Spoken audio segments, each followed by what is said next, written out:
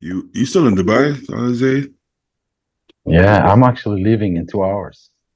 Oh Well, shit! Oh, when, no, no. let me know. Let me know when you got to get up and Sorry, go, but Zay. If you since you come back to America. Yeah, Robin, was good, Robin? yo, what's good? You guys yeah, know brother. Robin Strand? Familiar? I heard of I've him. been following I him. have I've not been met him. following him for a long time. Yeah. Yeah, I've been You know following you guys too. The first you time know I what's funny? ever saw Robin was it was one of the videos Antoine Vaillant did when you turned pro and then you competed at the pro show the next day. Was that the Toronto? Yeah, it was the Toronto. Yeah.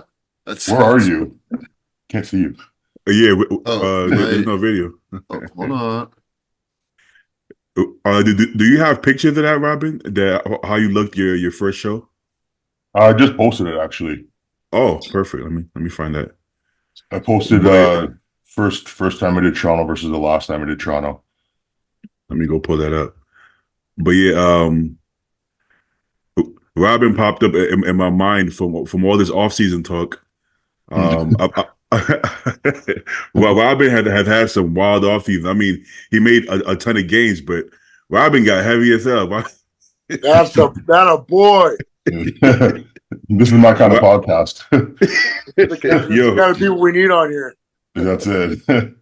Robin got so big when he came in shredded. I didn't even know. I didn't even recognize Robin. I'm like, who's that? Who's that shredded guy over there? Yeah, I know. It's been like that for a long time, man. It's always been like that for some reason. Do you try to get that way, or that's just what happens when you start eating?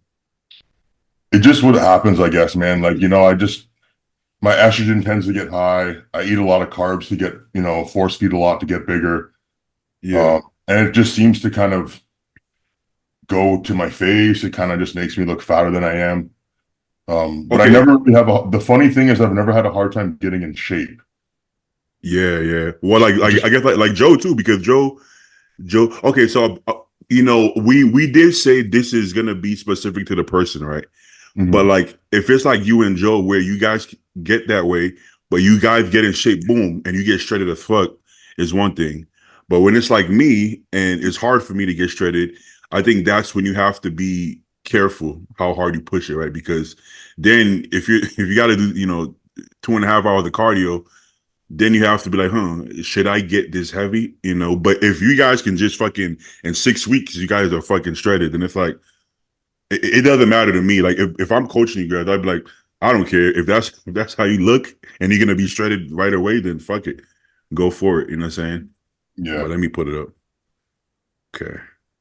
Oh shit. I mean, yeah, you were shredded. You were shredded when you did Toronto. You know? I was from the back for sure. You had a good physique even back then. Your back came up a lot, and you're even more shredded now, of course. But What year was that when you got your card? That was 2018. Holy shit, really? Man. Yeah, I won on conditioning alone, as you can tell. Well, you're also bigger when you stand next to people, right? Because looking at you right here, like, I mean, you look maybe like I would assume maybe he's like 5'9", maybe 240s, but you're like a lot taller and a lot wider than you actually look by yourself. Yeah, Robin is very large IRL. Yeah, I appreciate that. So this is now, right? But I mean, I feel like for you, this is still pretty tight compared to the off-season outfit in the past. I don't know about tight, but yeah, I mean it's better than the past, I guess. It's better than Joe.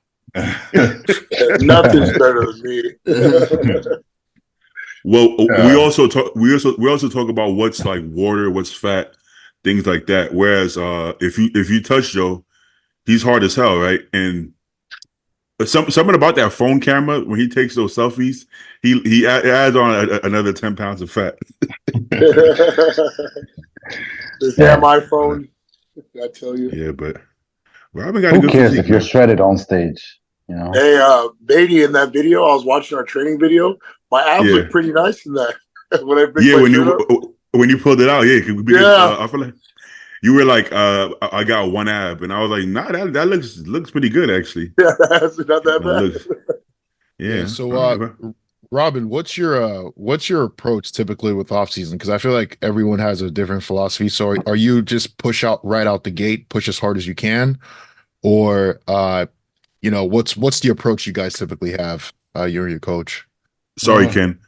Yeah. We didn't see you. We didn't see you there. I can't. Yeah, Cool. came out of I nowhere. know, full house today. Full house. How's the temperature in that room? Feeling Dude, good? Toasty? I put the fan off. So far, no sweat, guys. I mean, for off season, it changed because the last time I competed, I got ulcerative colitis. Damn. Oh, And so coming out of the show, I just was super paranoid about it coming back. So I was super clean for probably a good 3 months. And then as soon as I was like, yeah, you know what, I'm just going to enjoy life and just kind of eat what I want, it all kind of went downhill. Because then I kind of almost got addicted to the food again. And I just kind of every week, burger and fries every week. And for me, it just tends to accumulate a lot of inflammation. And so just recognizing that, I probably wouldn't say, yeah, push up out the gate. I'd probably keep doing what I was doing for those 3 months and keep it clean. And I was just slowly gaining weight, but I was really lean for a long time. It was because I was eating really clean, right? yeah. I think it's important to not put on too much fat right out the gate for sure. Like when like after a show, when your digestion is like perfect. Well, I don't know if everybody feels that way, but I know for me and usually my clients, like in that 8 weeks after a show, digestion is like it's like magic. You can just digest food like like nothing, right? So when you're at that phase, you want to keep it that way for a while, Now, once you get to a point where you're starting to get soft, like I don't know, by like 12 weeks post show, you don't look the same. You're starting to lose that sensitivity. Maybe you're not as lean. You're not digesting as well. That's when I tend to start maybe pushing. So I'll do a rebound health phase, and then when you start the off season phase, that's when I start to push. But the rebound phase, I try not to over push it for sure. At least for myself and clients. You know what I'm saying? Hey, Robin, that UC issue, was that happening before the New York? Yeah, it was. Yeah. Oh shit. Yeah. I also, that was a fucked up prep, but yeah. Oh, do you want to dive into that? How Sure. fucked up? Sure. Dude. I'll tell you the main two things was ulcerative colitis, which it started at 6 weeks out, and then at 5 weeks out, I tore my bicep. Jesus. And then obviously, and then I just had to deal with both of those things the entire time, which is why it was like such a fucking bad prep. But in the end, it kind of came together. But yeah, that was super stressful, man. What's that colitis thing? What is that? I don't know what that is. So what I think it stemmed from was like kind of like a celiac disease kind of thing. And like these diagnoses get thrown around, like you don't even know what the fuck you really have. Because when I got a colonoscopy, they basically just said, well, it could be this, could be that. You have inflammation in your gut. So the main thing is inflammation. So there was kind of like, there's like a trigger point where you can accumulate a certain amount before it goes over the edge. And then you get the IBS turns into what could be like colitis or Crohn's or something like that. But it's basically like you start to get so much inflammation in your gut that it starts to break down. And then what happened was I was just shitting blood for weeks nonstop. Yeah, super fun. Yeah, Joe, that's the same thing that Carlos has. Carlos has it too. I was talking to him a lot. I Yeah. was like, oh shit, okay. Yeah. Yeah. I was like sending voice notes, like, what do you do with this, man? He was giving me a lot of good advice. So yeah. So the IBS becomes ulcerative colitis once it gets too bad? I'm pretty sure it's kind of like IBS is the blanket diagnosis, and then the further development of it is like either colitis or Crohn's or something worse. Okay. Well, I'm actually glad Joe asked that question then, because I feel like most of us just thought, he was just getting like a little bit of diarrhea. I didn't know blood is a whole different level of digestion issues. I didn't see that coming. Yeah.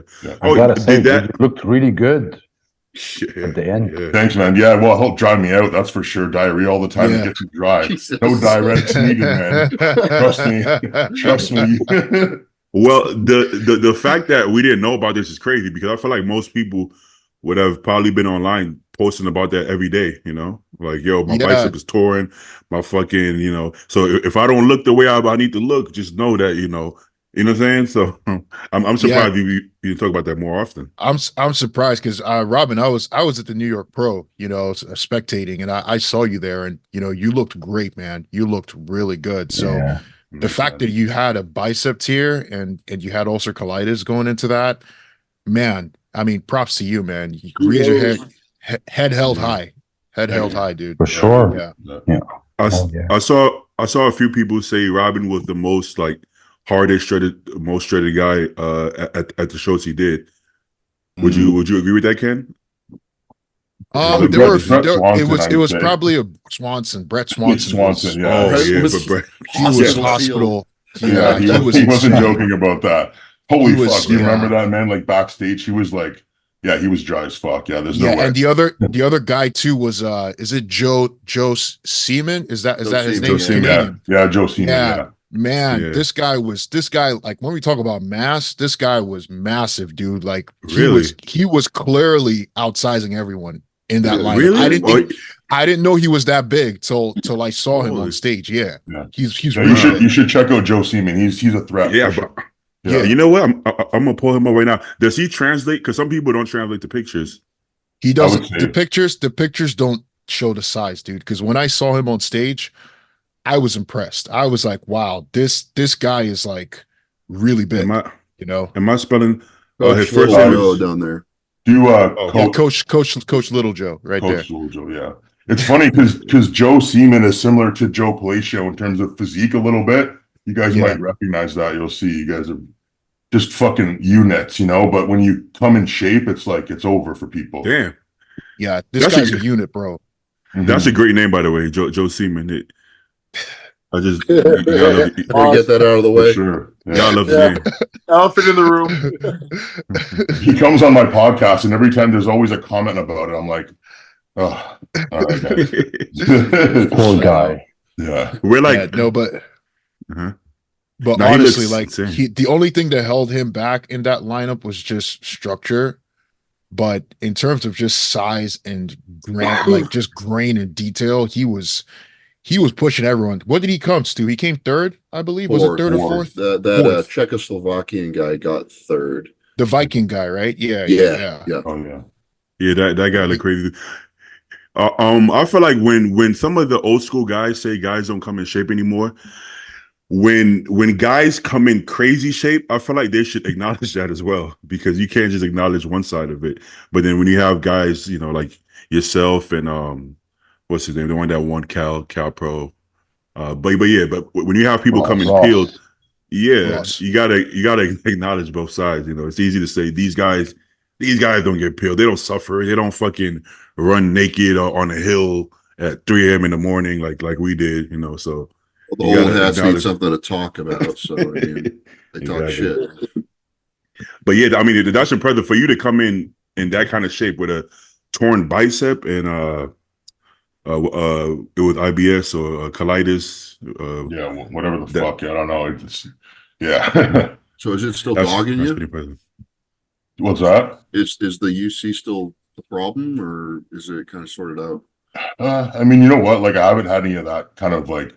It's not to that extent, but no shitting blood. You know what? It's just IBS. It goes back to IBS. It's kind of like it's just like always. It's always there, and then it either gets worse or it's kind of like, you know, you have like a hold of it. So I'll ask this, and I'll drop the subject because I'm sure we've been drilling you on this. But do you have a shitty conversation? Are there like any? Have you been able to figure out like what's causing the flare ups, like in terms of foods? Because I know like that was something that was big for Carlos. Like he was able to kind of figure out like some of the things that were causing the flare up specifically. So have you reached that stage, or you're still kind of figuring that out? No, actually, that's actually what helped me get better between New York and Toronto, because I did like a blood test that I sent in, and it gave me like an allergy blood test for foods. Apparently, that was just like, okay, this is what I need to avoid. And some of those things were like chicken, mustard, eggs, which was literally like half my diet at that point. So I just switched some of those things. Yeah, yeast was on there, which was kind of, that makes sense with the celiac thing. back in 2020. So all these things started to click and taking out those foods. I think Regan did a very similar thing recently where you take out foods that are, healthy, but they're just not responding in your body the same way they should. And, you can rotate foods it recommends. So yeah, it was just little things like that, but it made a huge difference. So yeah. Taking out mustard in a prep is a death sentence for me. That's that's all I got. Yeah, that's all I have, dude. That's all I have. That's what. Yeah, and at that point, I didn't really care. I was just like, whatever, man, But go for it. Yeah, does it tear fuck your with bicep? appetite too? what's that? Go ahead, Jay. I said, how did you tear your bicep, if you don't mind me asking? God, so fucking stupid, man. So I was doing a hack squat, and this is how it started. Was the hack squat was really close to the mirror, and I wanted to adjust the hack squat, the foot pad. So I wanted to pull it off the mirror. And as soon as I did that, I felt something tweak because the fucking thing was loaded. What was I even thinking, But I was in the middle of it. I'm like, all right, I'm going to move this thing. And I felt my arm tweak. And I'm like, okay, that's really bad. So I went to go see my physio and everything was kind of okay. And then one day I was filming for the HD YouTube channel, doing a machine fly. Basically, that's when it just gave. It was just like something that was initially hurt that I just kind of tried to push through, and then it actually ended up just tearing. Luckily, it was a partial, and I could still get through prep. But yeah, I mean, it was in my head because I'm like, I can't train this thing properly. I can't really do like rowing movements properly. So it was like constantly trying to figure out how to train around this thing. It's quite a bit better now, obviously, and like I can train fully again. Which what I was worried about was that I wouldn't be able to train it again like properly, but. Yeah, it's just like, dude, fucking injuries are so goddamn scary when they happen, but then like you get over it, it's not the end of the world. So it's just an arm, right?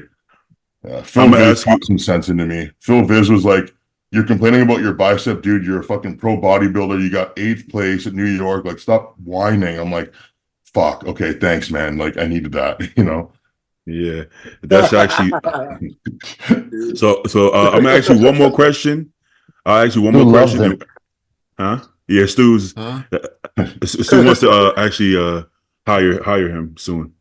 But yeah, sure, dude. I'm gonna ask Robin one more question, and then we'll move on because I feel like he's been getting grilled for a minute. It's all good. So, if not going to be about the UC, do you have any plans for this year, like show competition wise? Yeah, I'm definitely gonna do Toronto again. There we go. Yeah. I feel like Toronto is like you guys, like New York Pro, or like you guys Olympia. It's like that's the Canadian show. You gotta do Toronto. Yeah, 100%. Yeah. Or do you live near there? I'm super close. I'm 1 hour away from Toronto, which is where Pure Muscle and Fitness is, and I'm right there. Okay. Yeah. I would love to make a trip to Toronto. I mean, all of us, if we could get somebody to sponsor it. Ed Connors, if you still balling like back in the days, I know you watch the show, you love the show, so don't send me no more books. So just fly us out to Toronto. Send me no more books. No books, but book a flight. Wait, do you have his book? Do you actually have his book? I do. Yeah. You know what?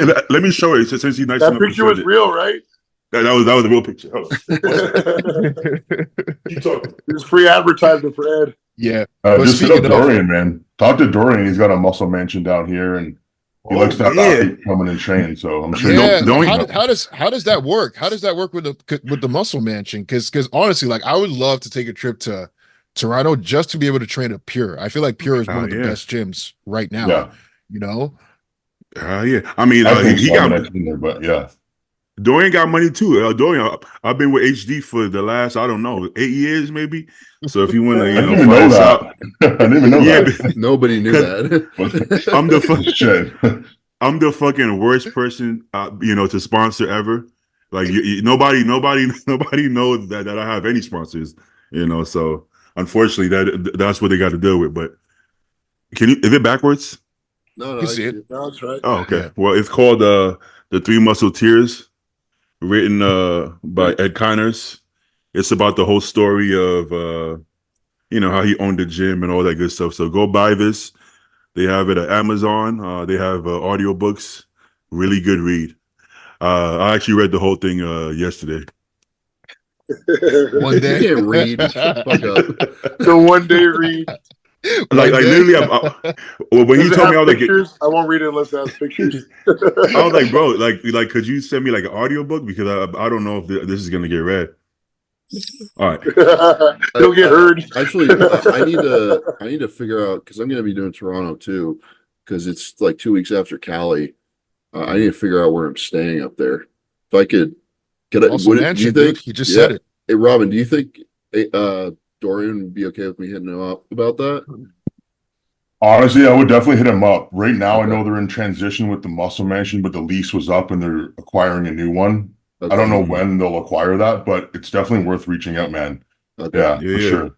Yeah. Hey man, HD Muscle all the way, Team HD Strong. Use code MACHO10. I don't know if that shit works still, but try it out. Try it out and see for yourself. All right, let's switch gears. We were just talking about people who don't picture well. Some people picture too well. What do you guys think as far as, okay, boom, he does his first couple of shows. You guys see him winning these shows? You guys see him going to the O? You guys see him doing it well at the O, or not so much? Or you have no idea, but unless you see him on stage against people. I think he'll do pretty damn well. Not just because he looks really good, but because he's very popular. You know, these guys, like, they want them at the Olympia. And he's in Brazil now, right? He's in Brazil. Yeah. Yeah. Now, whether he can get to the States or not, because if he's a Russian citizen, that might be a problem, is to be seen. Because he's doing the Arnold Brazil because, he lives there, but I don't know if he could make it to the States. So. Yeah. You guys think he's gonna win a show? Yeah. I think he can be in the top 5. I think this guy can win right now. Depending on the show he picks, he can win a show, man. Yeah, I think he can win shows. As long as we don't have, because he's gonna do. I'm assuming shows either in South America or in Europe, right? More than likely, I don't think he's gonna come to America, right? So as long as if he does a Europe show, as long as Crizzo isn't there and Nexzilla isn't there, and those kind of people, I think he can beat some, most of those. I think he can beat like what's his guy's name? Theo. Like Theo and Presti and them. He was already qualified, dude. He won the Japan show. Yeah. Yeah. It was like him and Roman Fritz, and that was about it. Oh, smart. Even Roman, I mean, he's gonna have to be in really good shape to beat Roman. But if he is like shredded, then he could. I disagree. But if he, I think they would give it to him over Roman because of who he is and the muscularity. Roman's always the most conditioned guy. I mean, and that's only served him when things have lined up properly for him, and there's not some gigantic freak there that overpowers him. And that's just how it's judged. Conditioning isn't the most important thing, whether you like it or not. He has proven that he can get in shape, though. When he got his card, he was in pretty good condition. Not like, in IFBB pro condition, but like if he keeps pushing, I think he can get there. Yeah, I mean that condition is not going to do well in IFBB, but I don't think he's going to bring that condition. I think he's going to be harder though, for sure. Yeah, I would assume so. And if he does a show in Brazil, as long as Horse MD is not there and Brandao is not there, then I think he can win the show. I just don't know how competitive these shows are going to be. I think if they're super competitive and everybody's there, I don't think he's going to win unless he continues to do like a decent amount of shows, But the potential is all there. It depends, man. Like if this guy could show up at like a US or a Canadian show, I mean, come on. That's exactly what I'm saying. Outside of like New York Pro and maybe Texas Pro, he can go to like any other New York US show if the top Olympians have already qualified or they're not competing there, and I think he'll easily he'll do what? He'll win? Yeah. Oh hell no.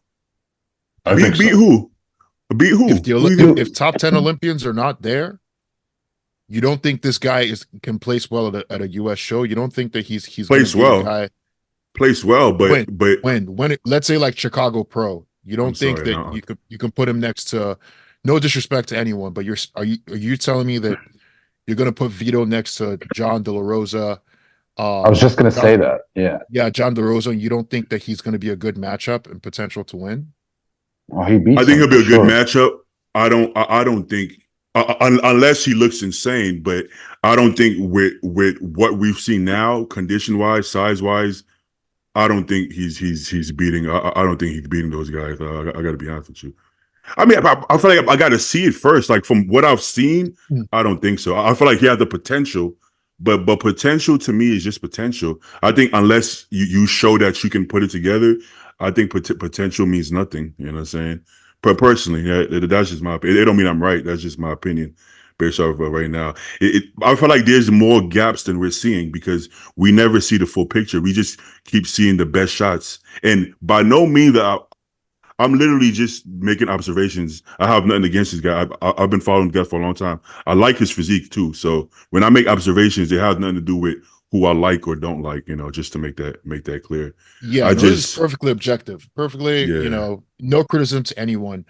I personally, I think Zane is saying the same thing. I think that he can, outside of the top 10 Olympians, I think that he can go to a US show and he could be in contention for number one or minimum two, in a show.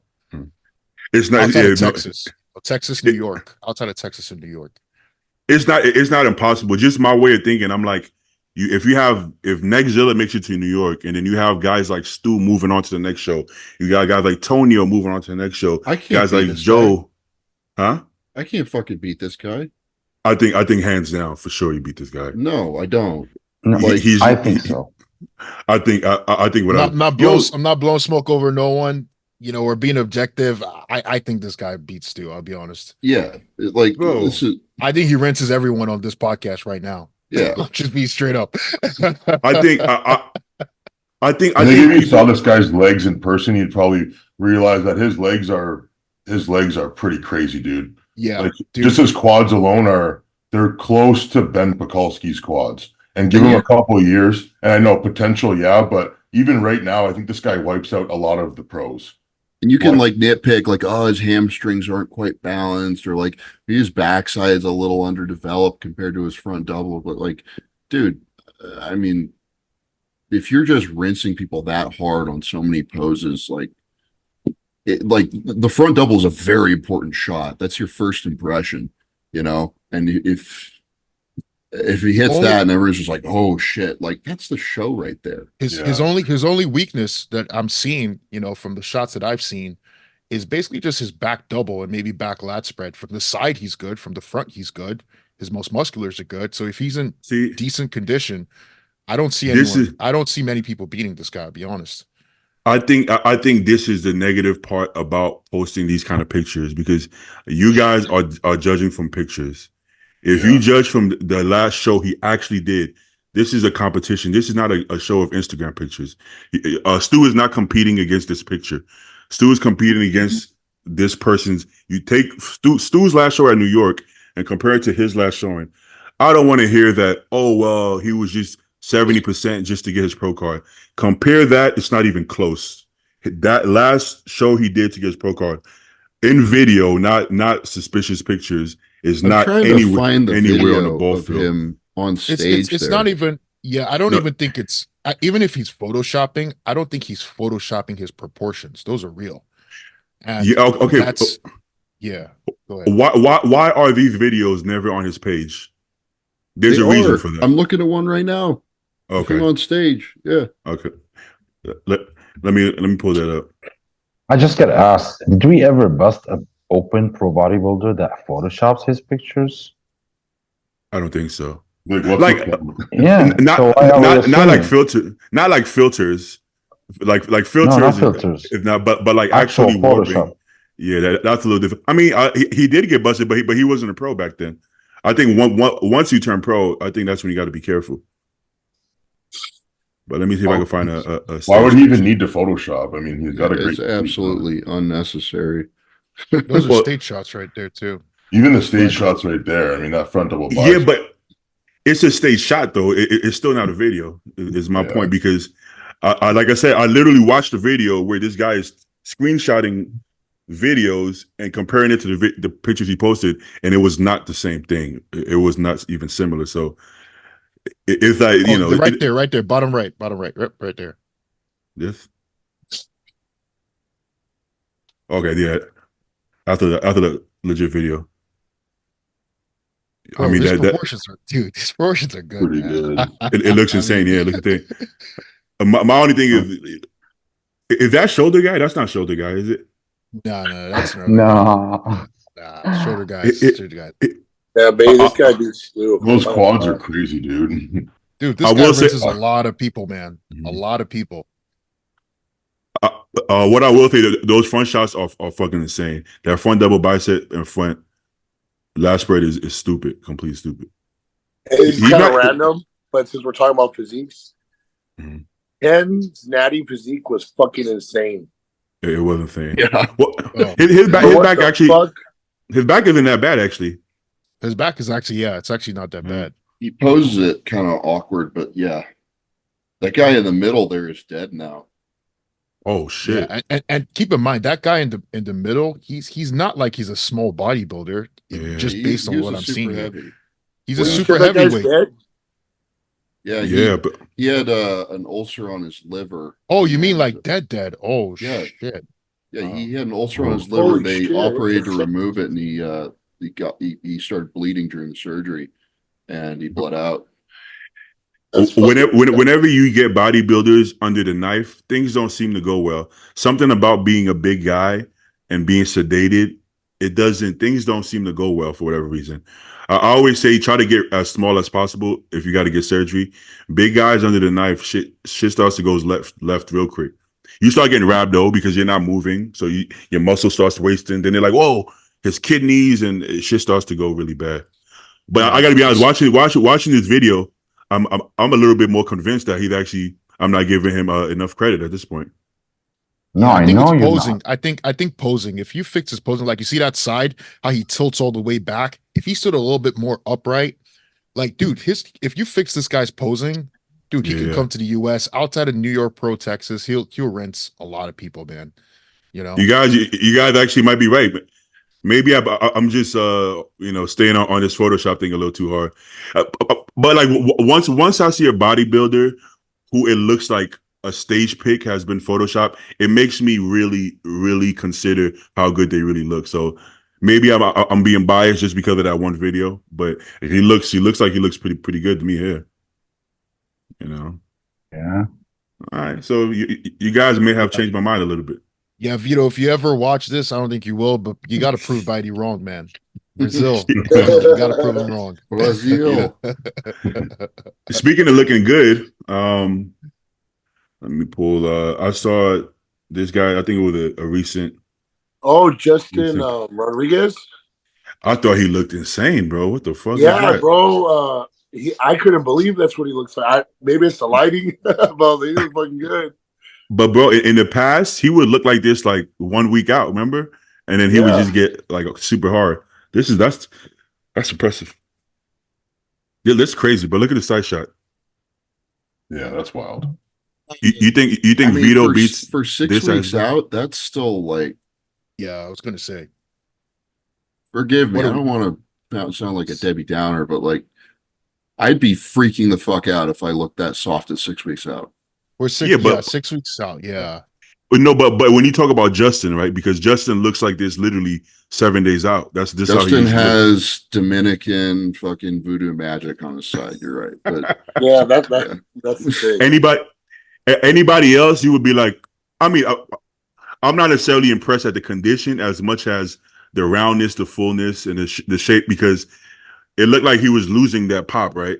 He was losing that pop the past few years.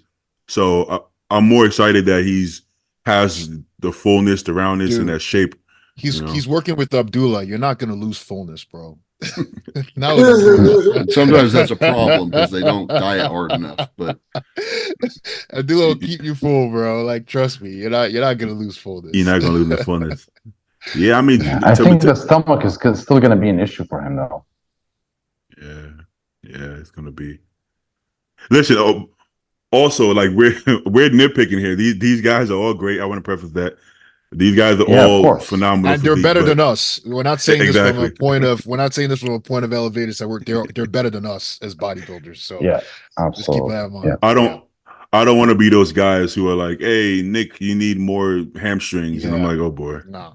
So it's like this is just in comparison to the best of the world, not anybody else. But yeah, he looks pretty fucking good. 1 year he did nail it for prejudging for the Arnold. He looked pretty. Yeah, he looked really fucking good. But for finals, he shit the bed. He nailed it. Very inconsistent. He nailed it with AJ Sims, right? Yeah. What do you think? What do you think it is? Do you think it's just a with body AJ thing, or do you know what it is? with Do you think it's a body thing, or maybe it's something he's doing in prep? Because it just seems like no matter who he's with, he's always behind. What do you guys think it is? Just speculating. Maybe he retains a lot of fluid and he looks like this even when he's lean. Yeah. But like that wasn't water in that picture that we just looked at. Like that's still fat. And he's 6 weeks out, right? But like I don't know, dude. The reason factors, man.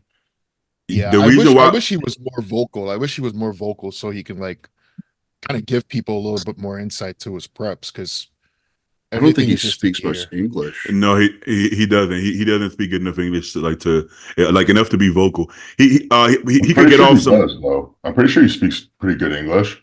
No, he doesn't. He doesn't. Yeah, I competed with him and we were hanging out backstage. He didn't have any problem talking to me.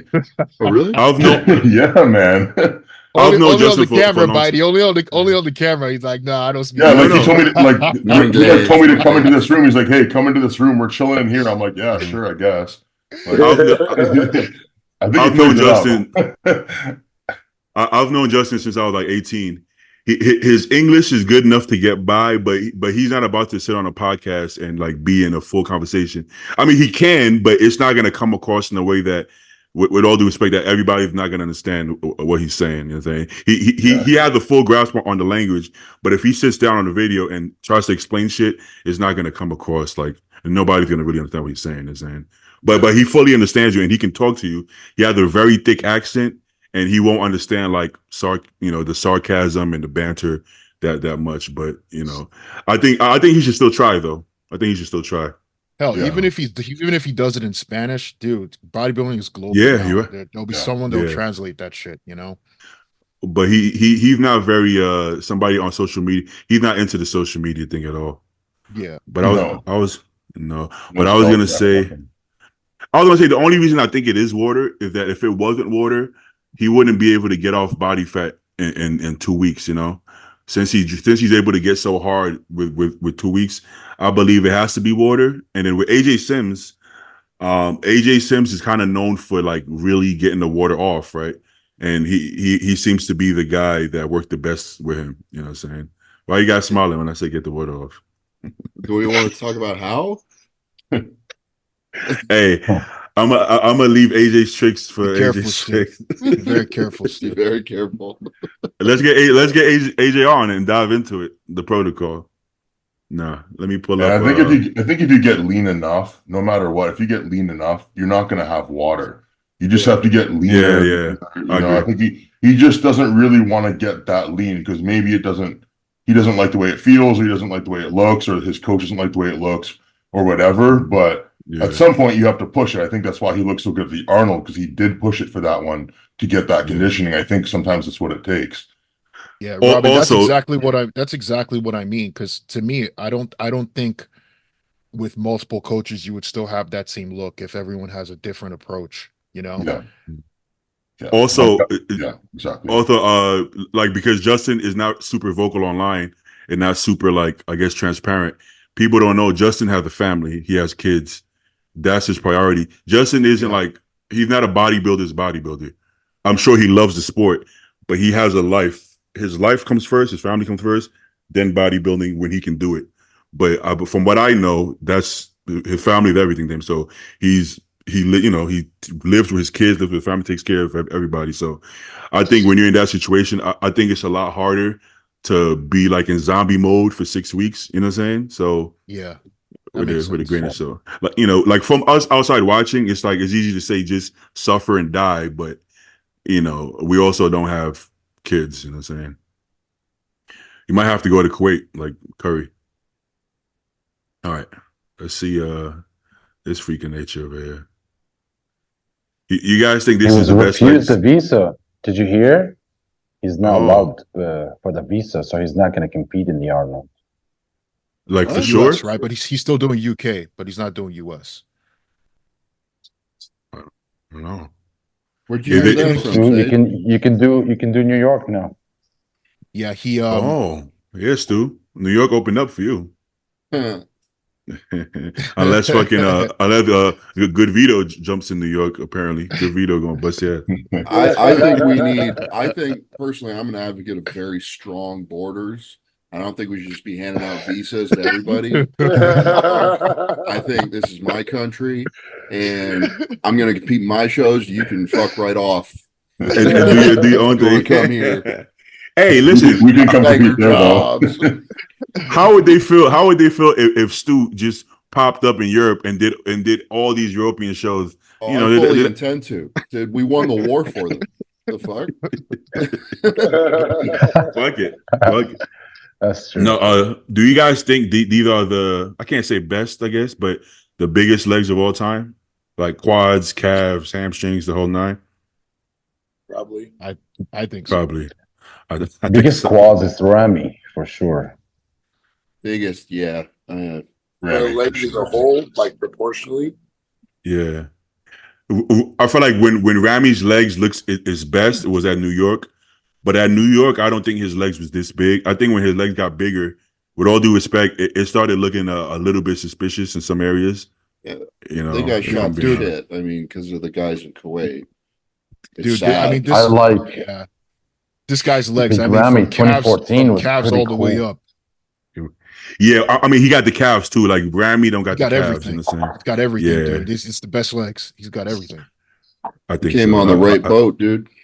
Yeah, he definitely did. I think sometimes people are hesitant to give somebody a certain title just because we're so used to it being somebody else, right? So if you say this person has bigger arms than this person, it's like, no, he can't have bigger arms than this person. But it's like they can. There's gonna be new freaks that are gonna be better, Not that he's better than Rami, but nostalgia also plays a role. Nostalgia also plays a role a lot of times with that stuff. It does.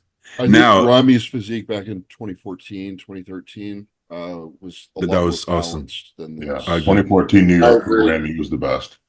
Like I agree. His legs, Rubio's legs are so damn big, and his arms aren't small. They look crazy in the side poses, but like in the front double, like they don't look anything like his quads.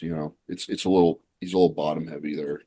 I mean, the truth is that unless you have the biggest upper body of all time, the biggest legs of all time isn't necessarily like gonna like. I mean, it's a compliment, but it's not necessarily gonna make you win just because you have the. You know what I'm saying? It's like, so just exactly. I don't think having bigger legs than Rami is a good thing. Like with all due respect, right? Like for you winning shows, because Crizzo beat him and Crizzo's legs aren't. I mean, Crizzo's legs aren't bad though. They were full at that show, so it's like. Yes, you want your legs to be big, but having Nexzilla legs, it's a plus as far as marketing. This is great marketing, but I mean, probably should chill out like on like the squats and shit. It's his shoulder width. That's yeah. Do you think that Nexzilla is adhering to the golden ratio? What Arnold used to say: your neck. No. Your arms, you're right. Calves all have yeah, so his calves got to be big to match his neck, right? So look at this guy just casually going out. He's just casually out. Look at it's his birthday. Oh shit! Yeah, you see like the upper. Yeah, that you see like his shoulder width is really narrow. For a guy that big. Yeah, just turned 19. Is turned 19.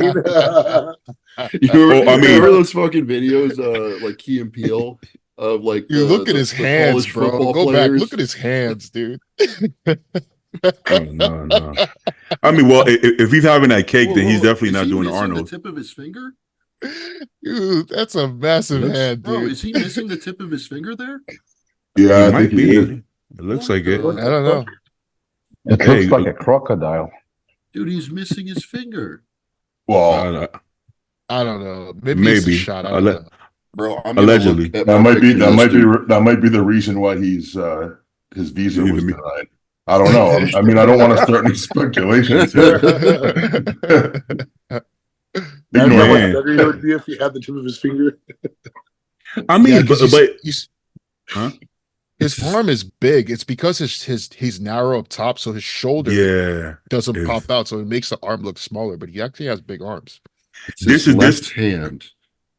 This is why Ramy was able to win Olympia, because of his shoulder width. If Ramy had this clavicle width, I don't think Ramy wins the Olympia, because it has to match the legs, you know. And hold up, first of all, where the fuck did he buy these pants? Is what I want to know. Father and sons. Not father and sons. Definitely not fucking sons. Granddaddy and father. I don't know where the fuck he got this. Bro, he is missing the tip of his finger. I just found another picture.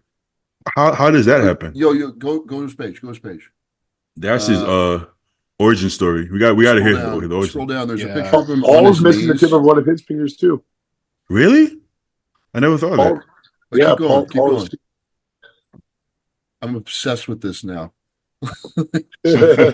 I never caught that. We're gonna get ourselves into some trouble here. Yeah, put him on blast. Keep going. It's a picture of him on his knees at a show when he won his card, I think. Where am I going here? This is before Prague. This is before Prague. Is when he got card? 17th.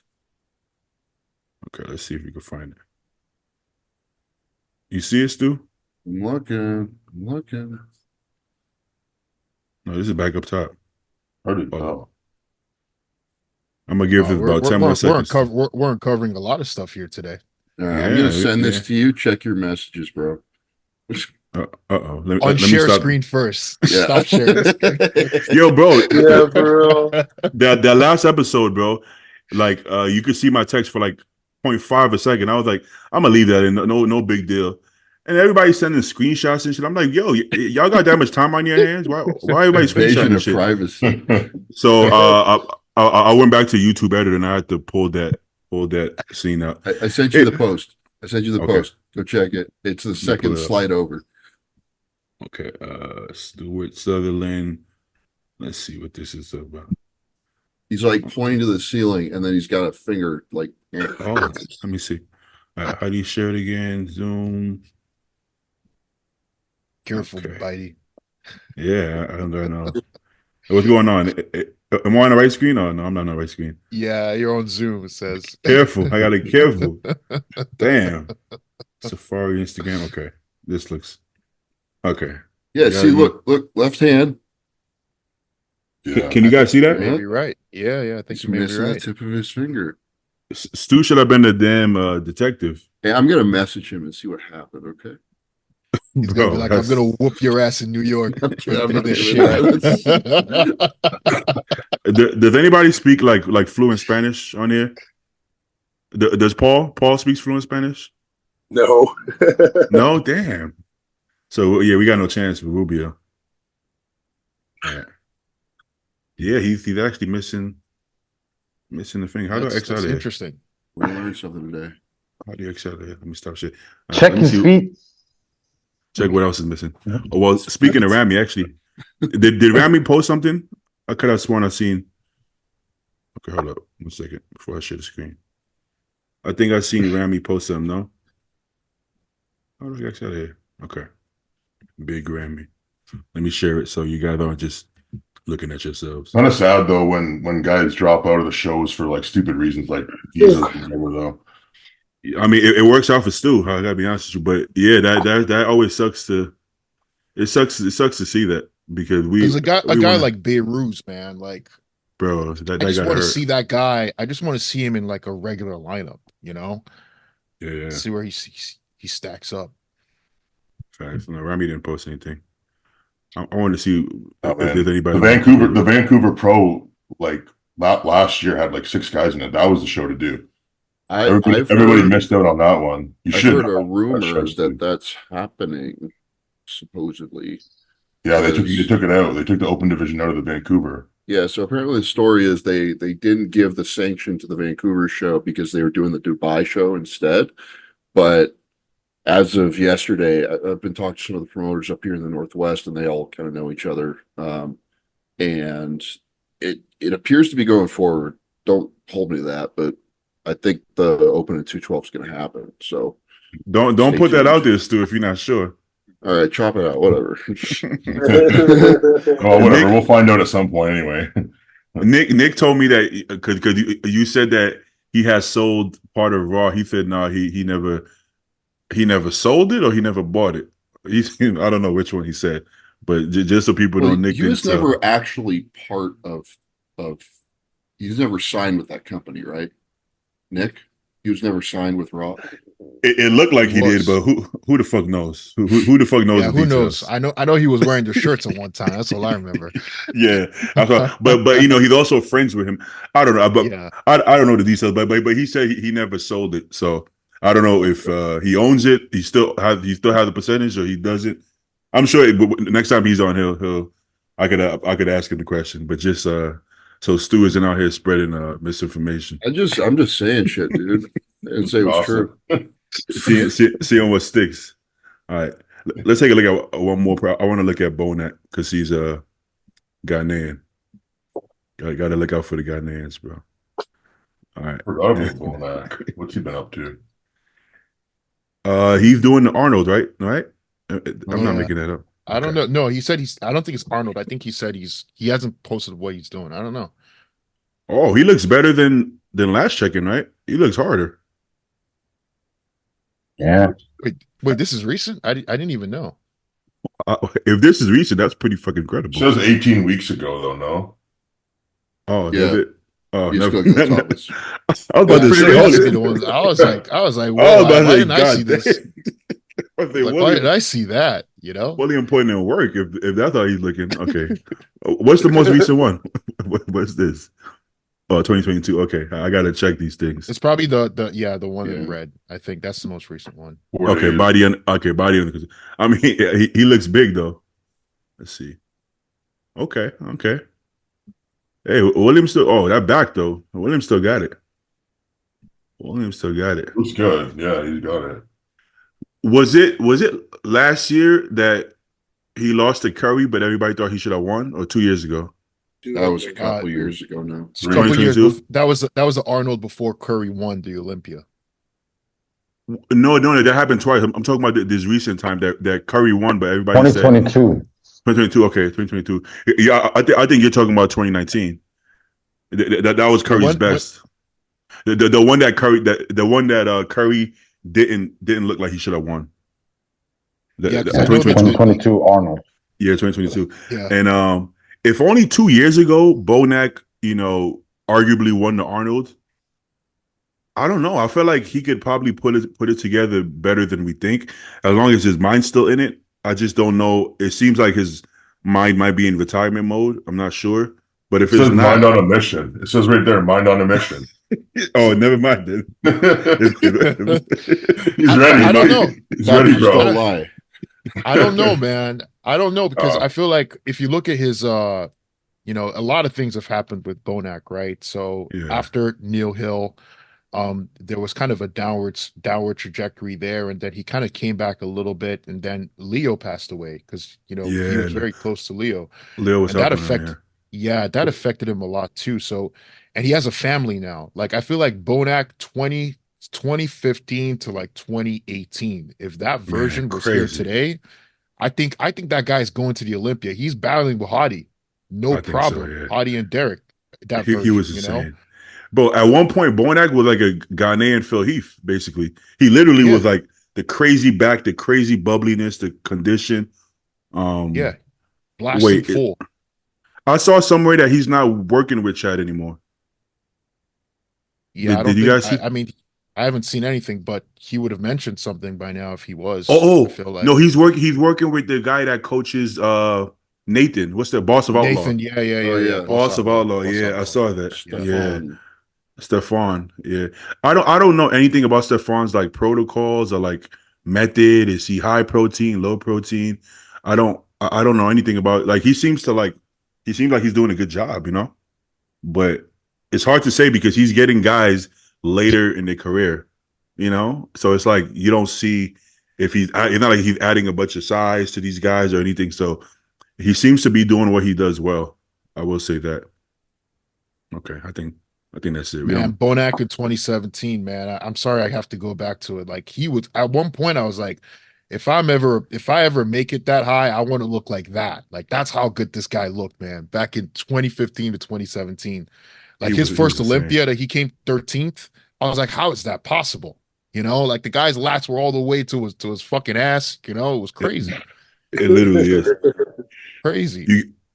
You guys want to get into questions, but I don't think there's really any hot topics right now in the industry. Yeah. Have you guys ever watched Bonac's YouTube videos, like his day of eating? No. I did, I have before.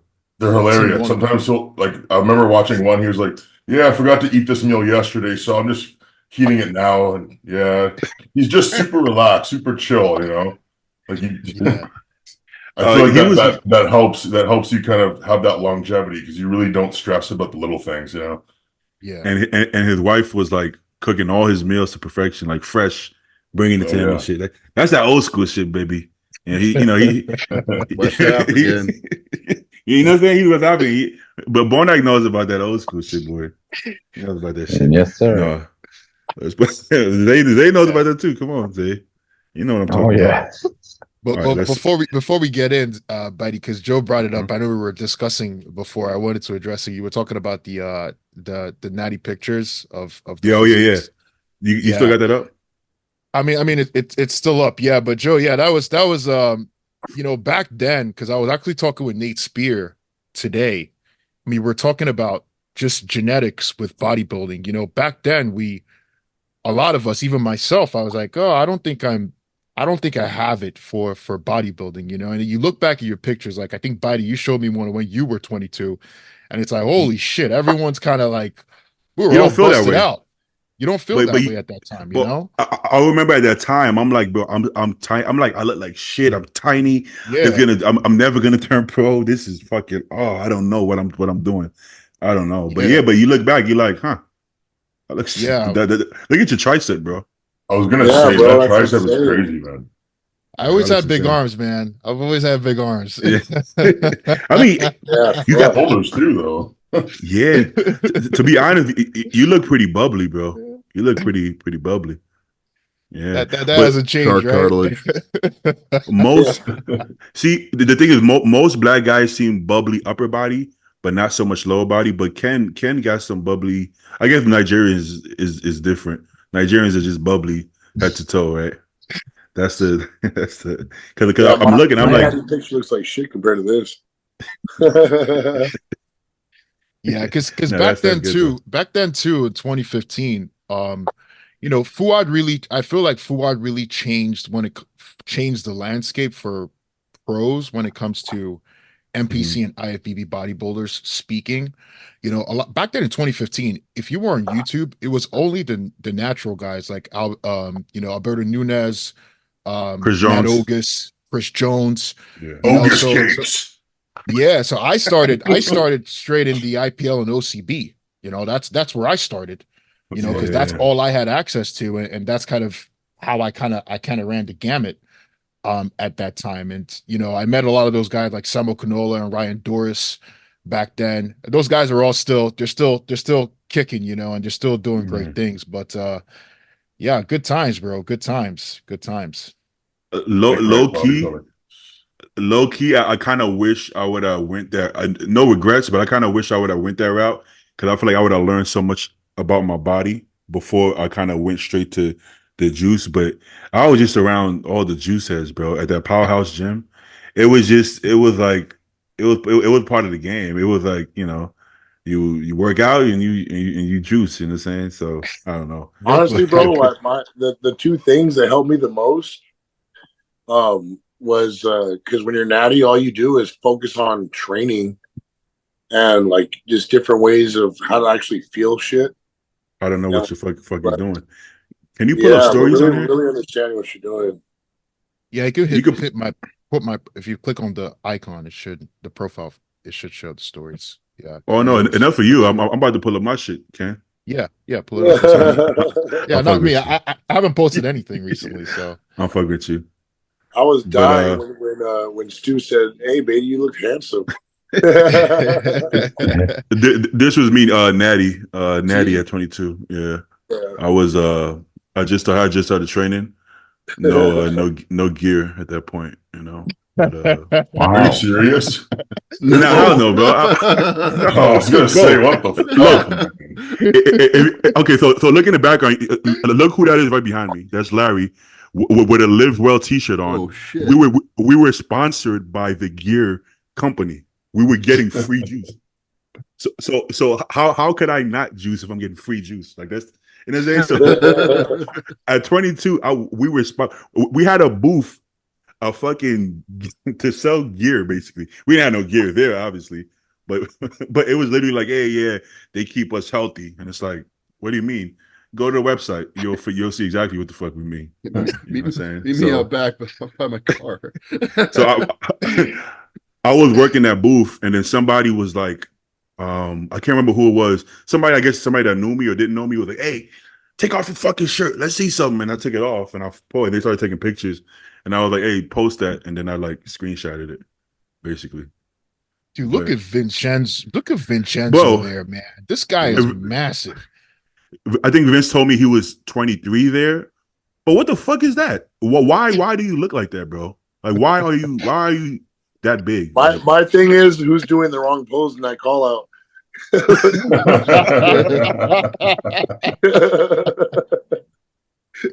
You know what? I don't think it could because I couldn't find a pose, but I think they were screenshotting the pose down.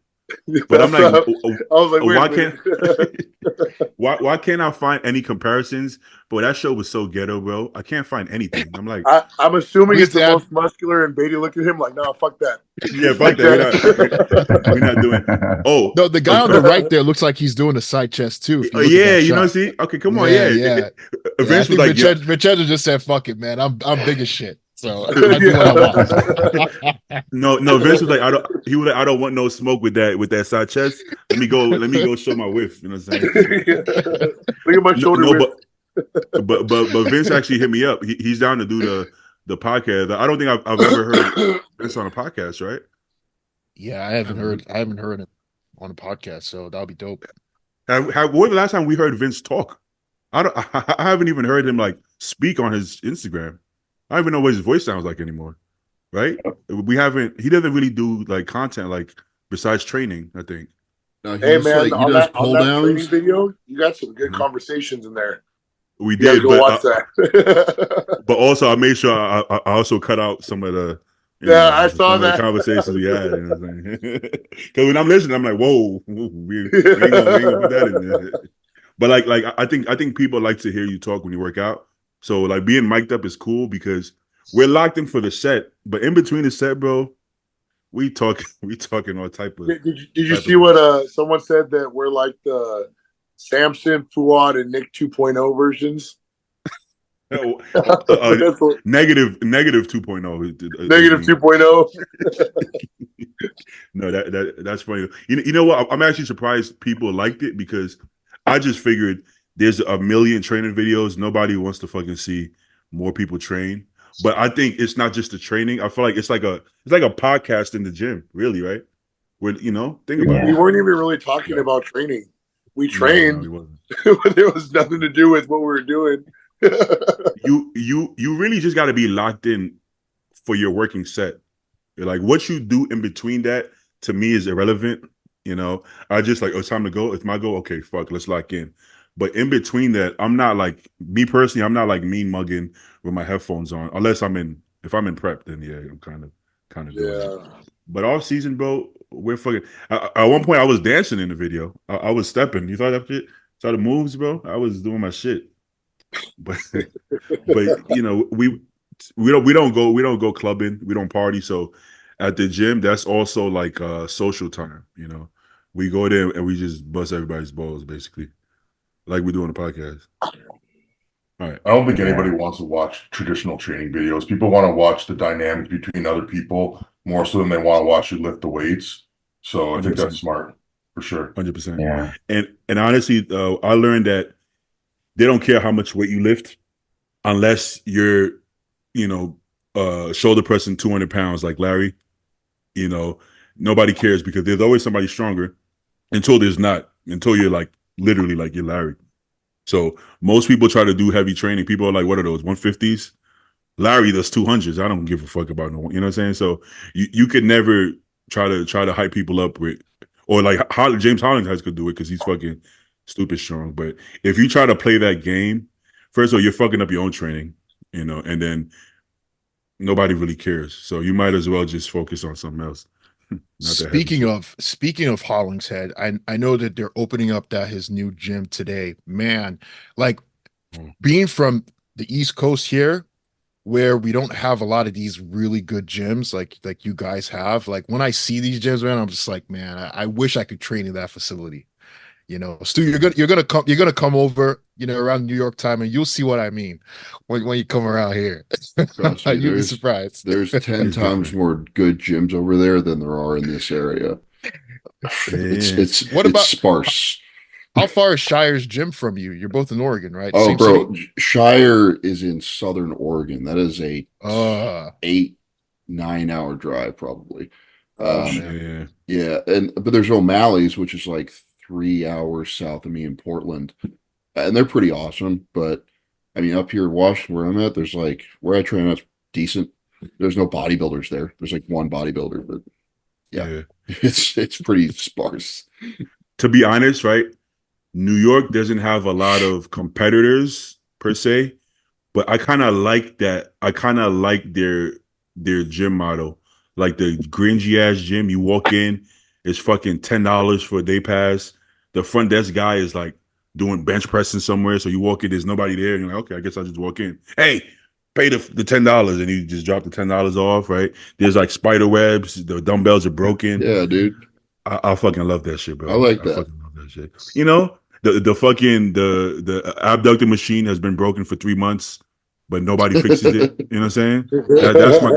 That's my kind of gym. That's my kind of gym. You know what I'm saying? The calf machine is like stuck in between the stack. You know what I'm saying? It's like stuck, like somebody got stuck. Somebody flexed and got stuck up there, and they just left it like that and just walked off. But those are my kind of gyms, you know. Personally, I kind of like it. But no competitors. But you got working class people. You know what I'm saying? You just got people like working out in scrubs and shit. You know, we don't even have workers. that here, dude. Like because the area that I'm in is really bougie, and like you know, it's like $100 a month for the gym that I go to, and like the clientele fits that. So, and like for me, buddy, I didn't used to care about that stuff till all these new equipment started coming out, all this Prime and all this new stuff, and I'm like, damn, I'm here with like hammer strength from the 70s. You know what I mean? Hammer strength from the 70s is good. It's pretty good. It's pretty good, but I still want to, you know, try out a lot of these new stuff. Like I only get to use them when I go to like Iron Rev, which is about 40 minutes from me, or PSA, which is another 40 to 50 minutes from me. So it's like, man, how far is Apollon from you? Apollon's like 10 minutes. That's why I train there. I still have anything less. Yeah, when you come, Stu, you'll probably be in prep. So maybe after New York Pro, or depending on how you're feeling. Yeah, we'll get a session in. You know, Guy is opening up a gym in New Jersey. It's not in New Jersey. It's not in New Jersey. No, it's in PA. It's in PA. Oh, yeah, that's strange. Maybe I shouldn't have said that. I don't know if he's announced it, but no, he's been talking about it. Yeah, you're talking about podcast. It. Okay, yeah. We just spilled the beans, spilling all kind of beans here. Right? No, but poor Ken is out there still doing fucking barbell rows, dumbbell rows, like Yeah, for real. ancient shit. He's doing fucking T-bar. I'm like, people still do T-bar rows. Damn, this is different. This is only worse for Nigerians. Exactly. Listen, I gotta be honest though. I gotta be honest, man. As I get older, I look at some of these exercises and be like, yo, I'm getting like zero back on this shit. Like I literally watch myself T-bar row and I'm like, I don't see one fiber on my back being activated. I'm in that bitch like this.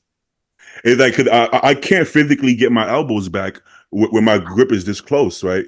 Like literally my elbows get stuck. So I'm like, if the handle is big enough or you have enough room to go back, then that's different. But I watch most people T-bar. Ken actually hits his back though because he's doing like lighter weight. I use a medium, and I use a medium grip too. Exactly, the full close grip. Yeah. But you do got to pay attention to that shit. Like, don't do it because Ronnie Coleman did it. You're not Ronnie, and you're not Nigerian, so you can't do what those guys do. So I'm watching myself. Unless I see my back activated and I feel it, I'm just not doing it. So I did that workout with Joe and Paul. That was my first time ever using all machines. Granted, my gym doesn't have those caliber of machines. So I don't think I could recreate it, but I can do my own version of it. And my back was lit up. Nothing else. My entire back from traps to lower back was lit up. And I'm like, maybe I should start focusing more on feel just a little bit, And I mean, Joe and Paul have good backs. You know what I'm saying? I mean, Joe, I think Joe has a great back actually. It's his lat inserts all the way down. Joe, your lat insertion is really low too. Yeah, so I have access to all kinds of handles, but I tried the barbell rows, the dumbbell rows and stuff. But whenever I train, my if I'm not feeling the first rep, it's when I do free weight, it's hard for me to find where I'm trying to hit.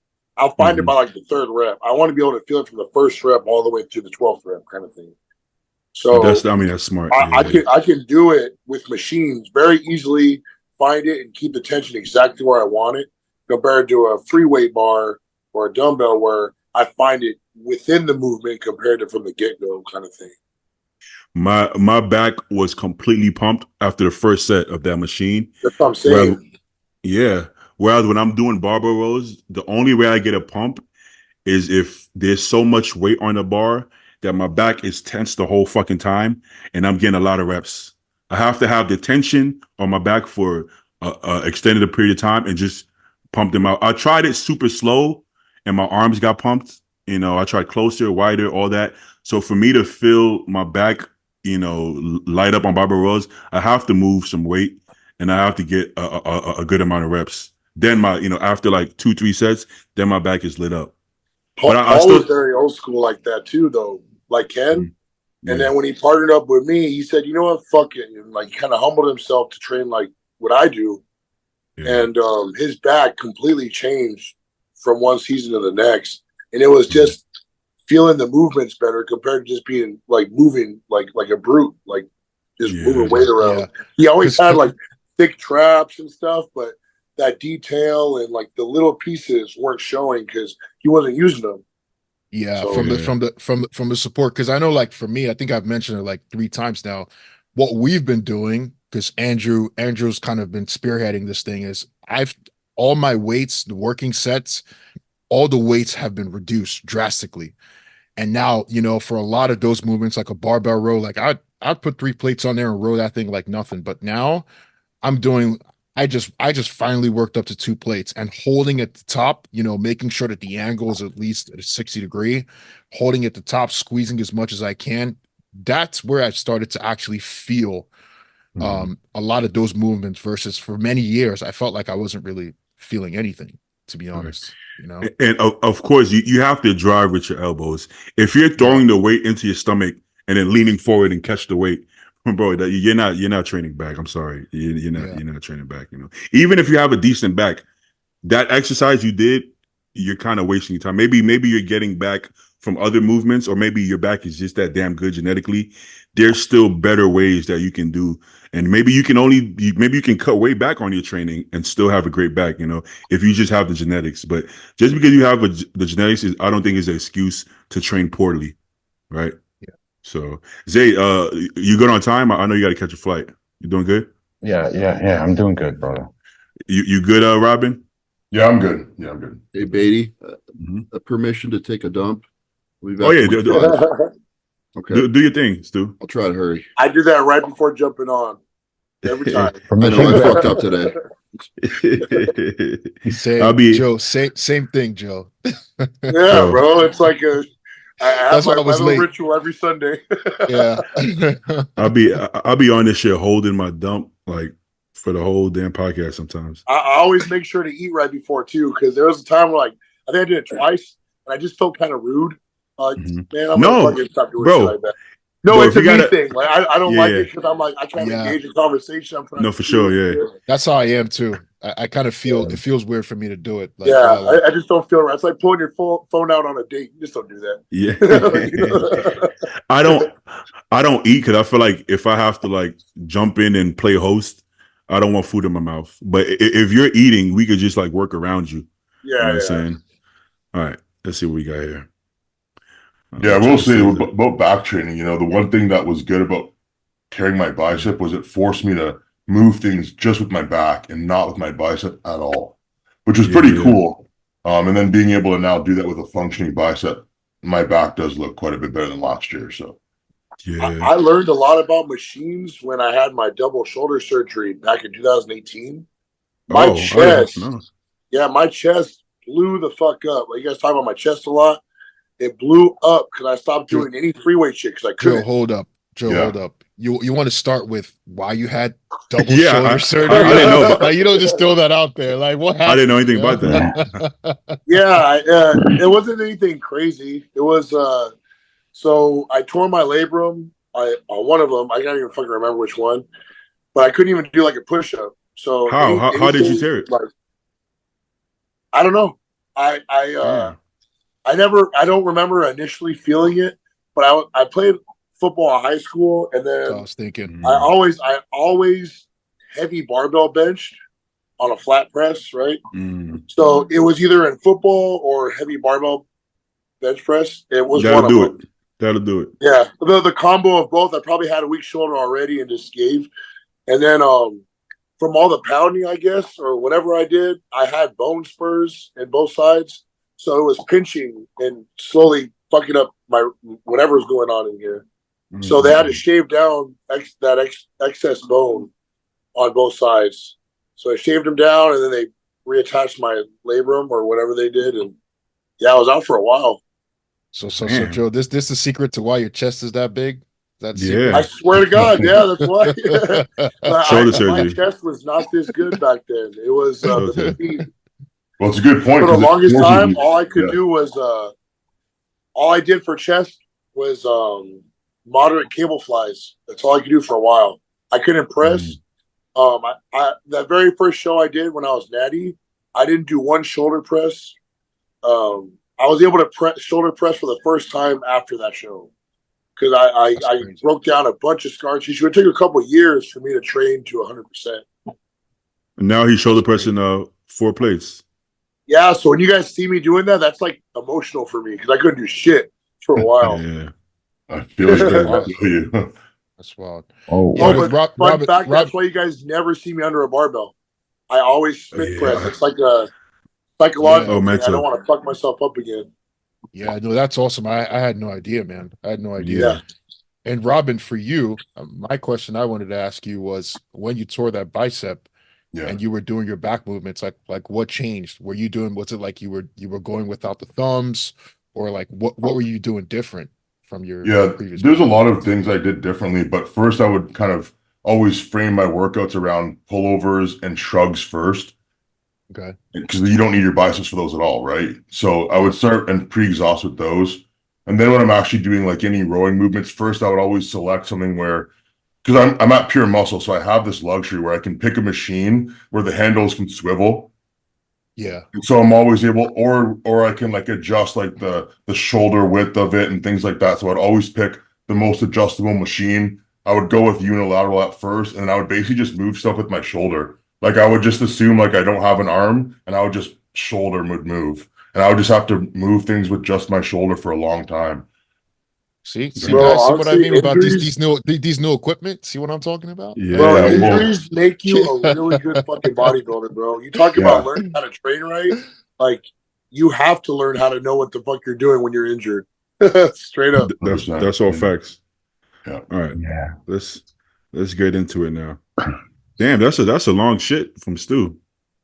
Hey, bro, I'm the same. That's why I do it before. I'm gonna be gone for like 20 minutes minimum. 20 minutes. Sit there for like 5. Sit there for like 5 minutes. Yeah. There he is. You gotta sit there for a little bit. That must have been a ghost wipe. It wasn't even that long of a shit. No, yeah, he's right. That was like a Beatty shit. No, we were like 6 minutes late starting one day because Beatty was pooping. I got a wipe for like 2 minutes after that one. All right. Would you guys bodybuild if gear was not involved? I did it for like 13 years, duh. Yeah. But it's like it's not involved. Compete or train. There's 2 different things. I guess compete. Would you bodybuild? The actual question is written, would you bodybuilding if gear isn't involved? That's kind of not the best grammar. But I assume he means would you compete if gear wasn't involved? I don't see why, because nobody's gonna have it. It's not like it's just me, right? Yeah, why not? So why not? Yeah. So same difference. We're just gonna be smaller, but we're all gonna be the same people, just smaller. But it's like any sport. Somebody asked me a while back, like, or like, you know how I do my little transformation post or whatever. Yeah. Someone's like, "Oh, it's so sad how he wasn't happy enough with the look on the left." I'm like, "You idiot." I was like, I wanted to fucking win. What the fuck? Like, I was You're like, probably happier on the left than on the right. And what people don't realize, too, because I did the natty competing too. Those organizations are so disorganized, man. No I would never. Anyone. Like, dude, there's like, before it used to be like the OCB and the IFP or something like that. And the OCB was like the amateur branch, and then they split off, and then that split off. So there were like 6 different organizations. Bro, if you want to compete, you don't want to have all these kind of, have to pick and choose where you need to go, and you're not winning any money. No. You're not winning anything. No one even knows about anything that you did for that show. So it's like, I mean, if you're going to compete as a bodybuilder, personally, you got to chase the NPC or IFBB. It's the only way. It's the only way. I got to be honest. Even if I was natural, I think I would do the NPC. I would try to do, I don't know, classic or something. I don't know, but I would just try to get big as shit. And if I don't win, I don't win, But yeah, I agree. I think I would do it anyways.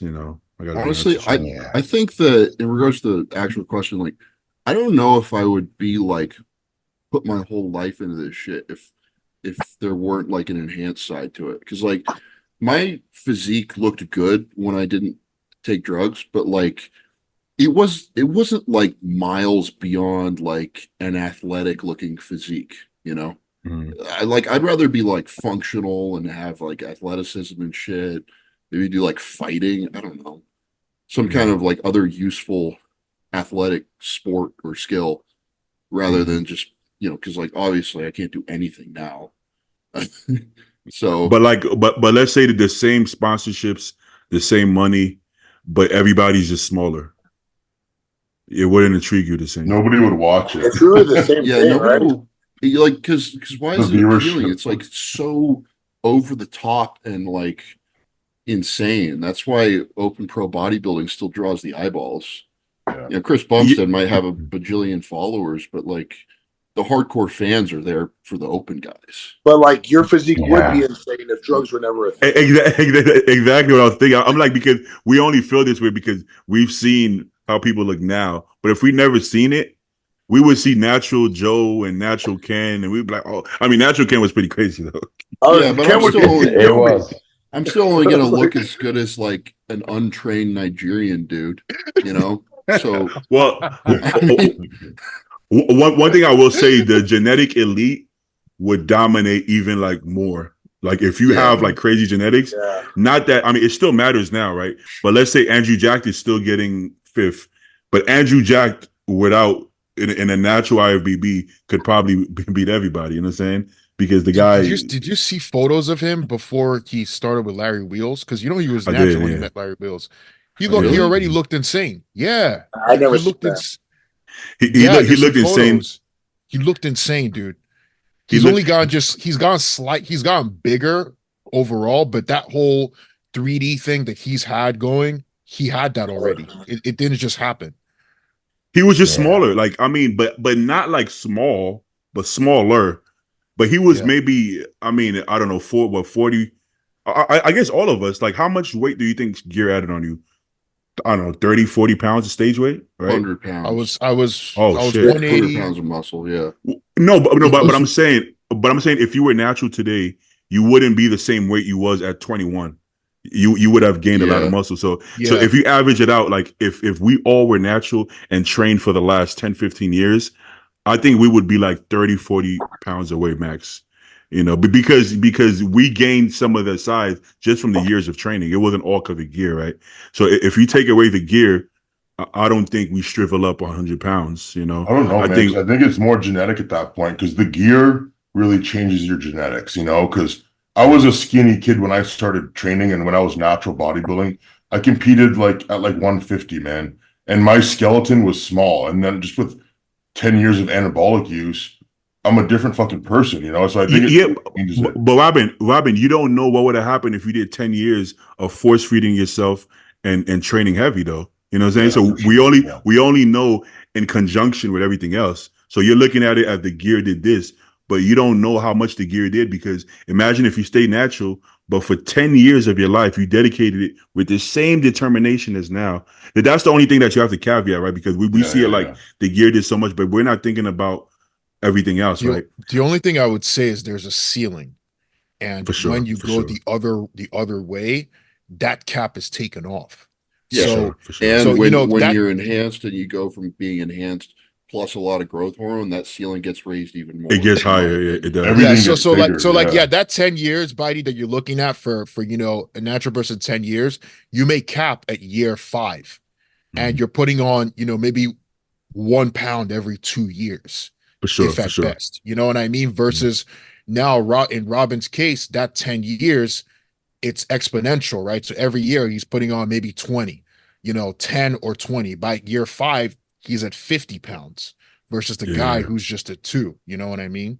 Facts, facts. I think I'm not, well versed in natural bodybuilding and like what they have to do to get in shape, because they do get in very good condition. But I think there's more puzzle pieces to play with when you have drugs involved, and it makes it almost more interesting. I haven't nailed my peak. Okay, maybe I need some more letrozole, or I need to push my diet harder. You have more, basically when you're natural bodybuilding, it's you just suffer for 24 weeks of a straight suffering, crap, bro. It's just straight suffering, because that's all you can really do, right? Yeah. And I don't know, it might get kind of boring if you're kind of yo-yoing between the same off-season weight and the same stage weight for 5 years straight, and there's not much that you're adding to your physique. Most of my natural men's athletes, after 1 or 2 years of competing naturally, they either retire or take gear. Yeah, because they go through the same shit. They get grumpy, they lose their sex drive, all this shit just to be small, you know what I'm saying? Because everybody's not Ken, right? So just to be small, maybe win a show nobody knows about, nobody cares, nobody gives you props, you get nothing from it. So they're so they kind of what the fuck? What am I doing? You know what I'm saying? And we're not trashing natural bodybuilding. It's just, I personally, and I think a lot of people would lose interest, and that's more of a comment about myself than anybody. But and Stu, you're 100% right. I mean, I told Bitey this separately on a separate thing, but I was going to quit bodybuilding, before this whole thing. The only thing that brought me back was the pandemic, when I realized I couldn't train. I couldn't train for I couldn't train for a couple of months, and I was like, nah, screw this, man. I'm going all the way. So I think everyone hits that limit, especially on the natural side. Listen, part of the reason why you stick with bodybuilding and why the training is fun is the progress. Let's all be honest with ourselves. If you're making progress year after year, that's kind of what makes things interesting, right? Outside of the competing, you're getting bigger, you're seeing the visual changes. Now, if you're doing everything, Joe's putting 4 plates, on his chest, and that chest doesn't grow 1 inch for the next 3 years, you're gonna say, That's like, rough. why am I killing myself for this? Yeah. What's the point? The first switch, I think I talked about this last podcast. The first switch I got in my brain to do bodybuilding was like at 9 years old, right? Like I didn't know what bodybuilding was, but that picture of Lee Priest that I was talking about. Now, what if I would have seen that picture of Lee Priest and Lee was 130 pounds? Would that switch have went off? Maybe not. Maybe I'd be like, it just look like a dude that with a dumbbell, I don't know, and then fucking flip the page, you know what I'm saying? So part of it, because motherfucking arms is like this, fucking veins popping out, then I was like, oh shit. And that stuck in my head. Does that still stick in my head if he was a natty Lee Priest? And that's the problem. We're so desensitized to what a physique a bodybuilder looks like because we've all been in this for a while. But bro, I still remember the first time I saw a bodybuilder in the flesh. Dude, I couldn't sleep. I kept thinking about that shit. I couldn't sleep. Dude, I have the same fucking story. There's a guy who's still competing. He's like 47 at the time. He's over 50 now. The guy is just like, I was like, I've never seen anybody that wide and the skin that thin. Like they had this texture to it. I was like, what the fuck? Dude, this shit kept me up all night, man. I was thinking about it. I was like, damn, like a human being could look like this. And that was my first. And then I started, and then I saw Dexter Jackson, and then that's how I kind of got introduced, Yeah. So that's I was at Steel Gym in it's like 19th Street or 18th Street, right? And then Victor walks in, and I spot him because they had like you walk in and then you walk downstairs. So I spot him from the upstairs, walking all slow and shit with a big ass T, and like everybody's kind of just like moving with him like this, watching him. And he's walking out, hey, what's up, bro? Hey, what's up, Big Vic? Hey, Big J, everybody. And you see all the girls like, hey, Vic, hey, Vic. And I'm like, oh, this guy's cool, bro. And he's huge as fuck, right? And just seeing all the respect and seeing him motherfucker, he's moving in slow motion. He'll walk and grab a dumbbell. Everything is in slow motion. He's just too cool for school, you know what I'm saying? But Victor was like the mayor of New York at that point. And just seeing that, now imagine if Victor was 180. And he walks in. It's gonna be a little different, but I don't know if we're just desensitized. You feel like he's a tool. You feel like the person's a tool versus an actual. You know what I mean? Exactly. Yeah. Like you said, it's like you keep thinking about it because it's like this person isn't human. He's a superhero. He's a real life superhero, right? He's walking in. He's walking in. Everybody's breaking in. Everybody's like watching him, and what he's gonna do? He's in the bathroom. How long does he take a shit? Oh, he comes out. What's that in his water bottle? Oh shit! He just. It was that kind of thing. Have you ever seen like a natural, like not even shitting on, I'm not trying to make him feel bad, but like a natural smaller guy training fucking hard and he's running shit, vein popping out in his head. And it's like I look over, I'm like, this guy's trying too hard. He doesn't look cool. Like I feel bad, but I'm thinking like it doesn't look cool. Come on, Joe. I was that guy for years, so I can see what the fuck I want. Good point. Yeah, the fuck. You go back to my training videos, and I'm like fucking grunting and shit. I'm like, that looks stupid as fuck. Dude, I had a pro tell me once when I was like 21, and I was doing some stupid shit probably in the gym and screaming. He came over to me. He's like, "Hey, there's no point in training so hard. You're not going to win anyway." And he just walked away. That's kind of rude, bro. I gotta start dropping shit on people like that. That's so funny. Yeah. But one thing you guys don't realize, and I was gonna say this to Robin and everyone.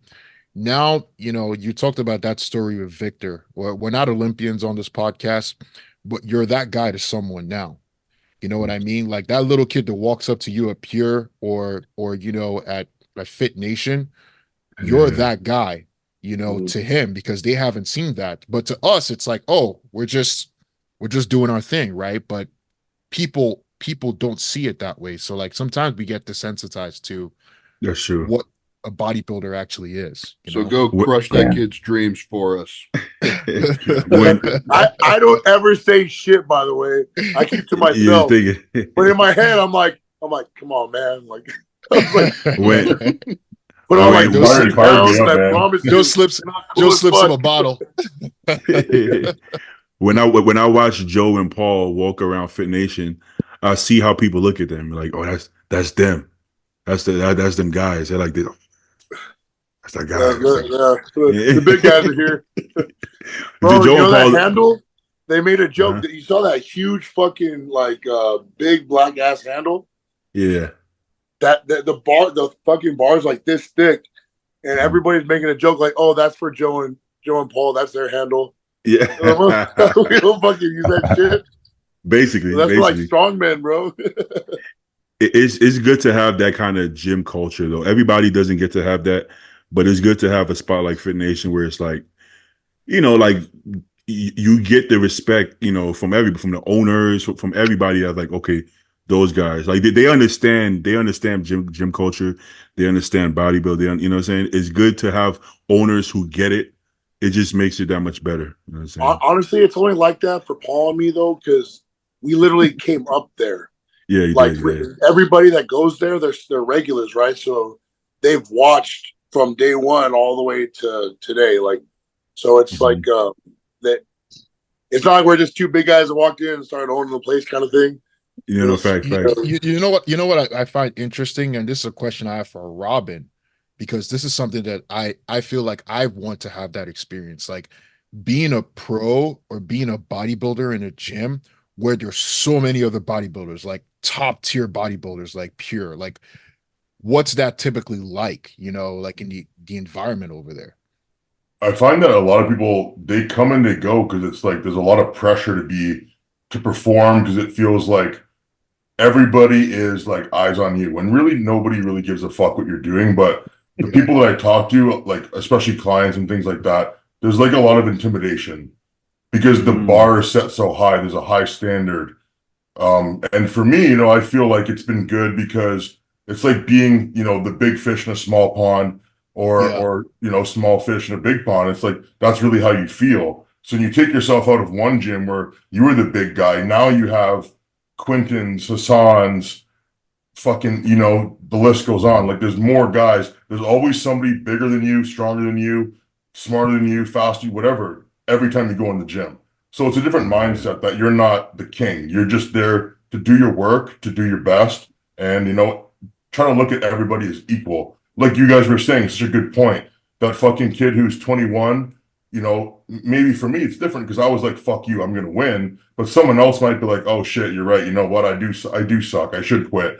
And so yeah, you have to be aware of those things, but not put so much pressure on yourself to the point where you can't perform and do what you need to do. Because I've seen that too, and I'm like, that's kind of sad because you moved away from the best gym to go somewhere else when you guys don't know that's Canada, where you should be. Yeah, there's no other gyms at all that are even close in Canada, except for maybe if you go all the way to the fucking West End. We have West Coast Iron, but that's it, right? So it's like, you gotta fucking, I guess, you gotta show up and like, you gotta be real, because people get weeded out pretty quick. That's kind of what happened at Fit Nation. I went from 24-hour fitness to Fit Nation for that same reason. I was a natty guy at 24, but I was getting like peeled on my own and stuff, and people come ask me advice. I'm only 185 pounds, but I stood out there. And I was like, man, I'm not going to learn shit or get any better here. There's no one I can go to and learn from or nothing. So my buddy was a pro at Fit Nation. He turned pro there.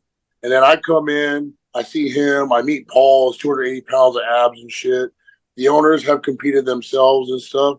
So I did that to learn more and get better. And then I became Mr. USA there. So it's like me and Paul have talked about moving to Vegas, right? Because you get what you're talking about, all those pros where you ain't shit when you walk in. But as you're doing your thing, if you come across a certain way, people want to help. They gravitate towards you. They want to, give you their advice, little things here and there. So it's about like staying humble the whole way through. That's the only way you can keep getting better. That's you what have to I humble mean. yourself every so often, because once you 'Cause I've become never- the top guy, it's like, nah, man, like put yourself down to Bring this yourself level and down. start keep learning. That's it. Because I've never had that. I've never had that experience. You know what I mean? It's always because it's always just me, or maybe there's two other people. You know, so it's like I want to have that experience. I feel like that's what you need to get better. You know what I mean? Yeah. So Because awesome. you're always gonna feel like, right? You're gonna feel like, okay, I have enough inner drive to want to get better. I'm good, but you don't know what you don't know, right? So I'm in LA, right? This is maybe what 2019, 2021. Who the fuck knows the date? But you know, so as far as I'm concerned, at this point, I feel like any show I do in LA, right, is my fucking show. Nobody's gonna beat me, right? So at this point, I didn't know Paul and Joe. So I pop up and I see, you know, Paul doing the show. I'm looking, I'm like, that guy looks kind of big. Okay, well, it shouldn't be an issue.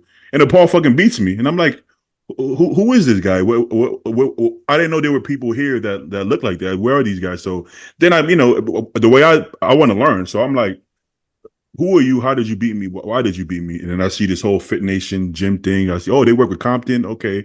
Oh, I didn't even know, you know, because at that point, I don't think I worked for Compton for that prep, but I had worked with Compton in the past. Oh, it's a Compton guy. Well, that makes sense, you know. So then I'm trying to figure out what the fuck are they doing that he beat me. So then, you know, I literally became friends with them, you know. So you don't want to be the big fish because, like I said, you don't know what you don't know. So as far as I know, I'm more than motivated to win. But how motivated are you if you think you're going to win, right? It's a foregone conclusion. Oh, nobody's going to beat me. That's not that motivated. You should be like, okay, there's going to be some good guys, you know, or at least be aware that these guys are actually out there, right? So it's funny, bro. At that show, when I saw you, I told Paul, hey, I fucking know that guy. I was like, look, Paul, straight up, this guy's gonna beat your ass if he's conditioned. But I was like, lo and behold, I was like, but the size. I was like, you have the size to beat him. I'm like, so if he's not peeled, it's your show. Mm-hmm. And so when you guys got all fucking opened up and stuff, I'm fucking like helping Paul get his oil and shit on.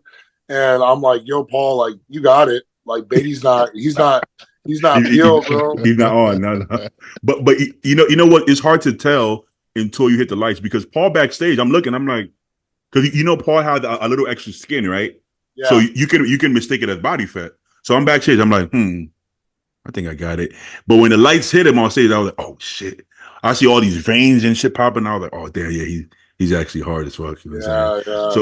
So but backstage under the dim lights is gonna be different. And somebody just asked a question about that. He was like, he looks great in the check-in pictures, but on stage he looks different. It's a different ball game. The look that looks good in the gym isn't the look that translates to stage. The stage, the stage look is kind of a little more depleted, right? Whereas that full crazy round bursting look in the gym, everybody's like, yeah, 2 days after the show, I would have won like this. But no, you wouldn't have because you wouldn't have been dry enough. It looks better in the gym. Glutes 2 days after the show. Exactly. Yeah. So when you look at your upper body in the gym, of course you look better, you know, 2 days after the show. But on stage, that flatter, drier look actually looks better. So it's hard to gauge it until you step on stage, you know. Yeah, but Paul is a hard worker, man. He's never gonna lose because of lack of hard work. You know what I'm saying? It's gonna be genetics. That's the only thing he's honestly. Paul loses because of that loose skin you're talking about. Yeah. His shape isn't the best, but it's that loose skin in the back that his back can't. It doesn't show like the amount of detail. He needs a little butt lift, you know. Yeah, a little nip tuck like you do on your face. Can he do that? He probably could do that, right? I bet you could. We told him to do it, but he never does. He always says he's going to. He never does. Do it for him. Just grab that bitch and snip that shit off. That's kind of gay, dude. Getting like plastic surgery on your ass. Hey, you got to do whatever it takes, bro. Come on, bro. You got to do whatever it takes. What you got to do, Paul? But like, that's a little gay. he would look a lot better because I feel like he has to, like, Justin has to keep pulling him down to get that detail. And the truth is that I feel like I feel like he's already in shape, you know. It's so not he's a losing. thing. It's a That's what I'm skin saying. thing, bro. It's literally just loose skin. Like it's real thick. How it hangs on his back it sucks. And he's early 40s, right? 44. Okay. But he also was heavy. He was heavy before, and then he's also fat older. 300 pounds. And exactly. Yeah. He started bodybuilding late in his life, so. Yeah, I mean, there's a lot of people with loose skin who used to be fat as hell. And the only way to fix it is to just cut it out. Straight up, unfortunately. That's what I'm gonna do. I'm gonna cut more off just to get tighter. I'm gonna just cut it off. Get a little lipo on your glutes. Try to get that last bit of tightness. You know what I'm saying? Bodacious baby. Do you think people do that, like lipo on their glutes and hams, if like that's like the last spot to get in shape for them? What if everyone's ever done that? I think so. Probably. I think I've had female clients ask me about that, and I don't know if they did it or not, but they'll be like, "Hey, I want to get like this lipo done or whatever done," and I usually advise against it, not because I have anything against it, but just when it comes to competing, I don't want extra variables. I don't know what that does as far as inflammation. I don't fucking know. I don't know if that's going to change the scarring too. Yeah. The scarring. Yeah. Yeah, like when you get lipo done, it's usually on this fat fucking pudgy thing on your tummy, right? Yeah. Like you probably there's not a lot of fat on our asses, even in our biggest, except for maybe Joe, you know. But like, you know, you're gonna stick a tube in there with a vacuum and suck out. Like, there's nothing in there to suck out, really. You know, that's rough. I know a girl that she did lipo on her stomach, which wasn't even bad, by the way. And because she wanted that extra layer off, right? She was a bigger girl, but it wasn't like really sagging or anything. And now it's actually worse because when it healed, for some strange ass reason, her body reacted. So now she actually, when she accumulates fat more in that area versus. So I did see that. You don't know what could happen. You know, there's no easy way out, guys. I did have a client. I had a client when I was working at LA Fitness, and she had these really fat arms, bro. It was weird. It was like it wasn't in proportion. She wasn't like. I've seen that before. I know what you're saying. Yeah, like the turkey arms. But it was like these huge fat arms, but her body was like kind of normal. And she told me she had got lipo done before, and she got a lot of fat taken out her arms. And she said that now she feels like she holds more fat in her arms. Yeah. I thought it would be the opposite. I thought you would hold less fat, but you don't know how your body reacts to these things, bro. You know what I'm saying? You just don't know. You know what I'm saying? These girls don't train arms at all. You know? No, I'm serious. I've seen a lot of ladies. They never ever train their triceps, and that's why they have so much fat there. You know, like they have zero triceps. You got to train a little bit. What you gonna say, Stu? Oh, do you have any of that Helios stuff? I do. Yeah, I do have. Right? I'm gonna try that. I have some Helios. I'm gonna try that. Is that the injectable fat burner you're talking about? Yeah, it's like injectable clenbuterol and yohimbine, right? Yohimbine, yeah. I'm pretty sure it's like not clenbuterol, albuterol. I'm pretty sure something like that. Okay. It's also got nicotine as well. The one I have is just clenbuterol and yohimbine. Okay. Is it the injectable or the oral? It's injectable. It's injectable. What I will say is that sometimes it leaves a little bit of knots in your ass. So you said you were doing it intramuscular before, right? Which from what I heard now, you were supposed to do it in the ass. I think you're supposed to do sub-Q, yeah, adipose, right in the fat tissue there. I was just losing muscle in my ass more than anything, and my ass is still fat. It's probably still going to sting. I mean, it can't be that comfy. No, it wasn't. You know what else I did? Boston put me onto the FTTP. You heard about that one? What is that? Is that the stuff that gave him kidney failure? Oh fuck! Technically, okay. He said that his peptide or whatever the fuck is that it? Yeah. Don't do that, guys. No, whoa, definitely don't do it. He said that his kidney numbers weren't doing well to begin with, but it wasn't horrible. Okay, I'm not gonna say the exact numbers. I don't even remember it. But he said when he added that in, now granted, the dose he recommended me, he did like 5 times. He was doing like a bottle a day. Of course he did. So he said his kidney numbers went south real quick, but to the point that it wasn't going back up. So maybe he was already gonna be in kidney failure, but not as severe. I don't know, but he did it. He Boston's gonna do what Boston's gonna do. There's no like, you're not gonna tell him what to do, right? But yeah, he recommended. But this was before. This was before I even knew he had kidney failure. So then I go try it at his dose, and it was working. At his dose, or what he no, at the dose he recommended me, not his actual dose. And what I will say, it does work.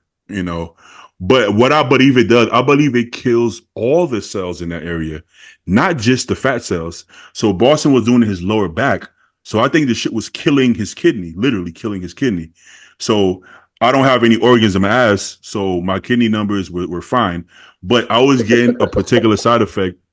I was getting a side effect that scared the shit out of me. I can't even say it on air because it's that creepy. I'm gonna tell you guys on the off podcast because this everybody gonna freak out if I say it. But I was getting a side effect that scared me, and I hit a Boston. I was like, "Bro, what the fuck?" He said, "Oh yeah, that happened to me too." I'm like, "Oh yeah," but then he told me he told me, "Yeah, but be careful with that stuff because I've been in kidney failure. My kidney numbers went down." I was like, "You tell me this now?" I'll fling that bottle away so fast. That's I don't want to get lean that bad. Like let's all be clear. I want to be shredded, but not at that price. So yeah, so I don't recommend it. I didn't do it again, and some side effects are not worth it. It's just not worth it. You know what I'm saying? I don't know what the fuck that stuff is, but even with Helios, man, like I had a buddy who did like a bunch of bottles of that, and same thing. He was doing it like lower back, and he had some kidney problems too, man. So you got to be really careful with that shit. Look at Ken. Ken is like, I'm not getting into it. I know, but all this yeah. Helios. As long as, but you said the one you're talking about, it got nicotine and albuterol. That shit sounds crazy. Don't fuck Canadian with that formula. Don't fuck with the Canadian. I really don't understand something. Help me understand. Like, why do people do this shit? Is it really that hard to get shredded? Like, can't you just do 2 hours of cardio? Let me make an argument here, okay? And I think like, why? Like, let me explain. So if if everything on you is in shape except for your ass, and like you're gonna have to suck 10, 12 pounds off you, ruin the rest of your physique in the process, getting super flat and stringy to the point where you can't fill back out, that bad, just to get your glutes in, which is kind of what Beatty did at the USA's this year. Like you really sucked yourself down. Then I think that makes sense because like, okay, yeah, you can be hardcore and just like, kill yourself and suffer and lose 12 pounds of muscle in the process to get that last bit in. But like your overall look would be better if you could do some spot reduction. And that's the idea behind Helios. You shouldn't be using this if you're like fucking 300 pounds in fat. That's stupid.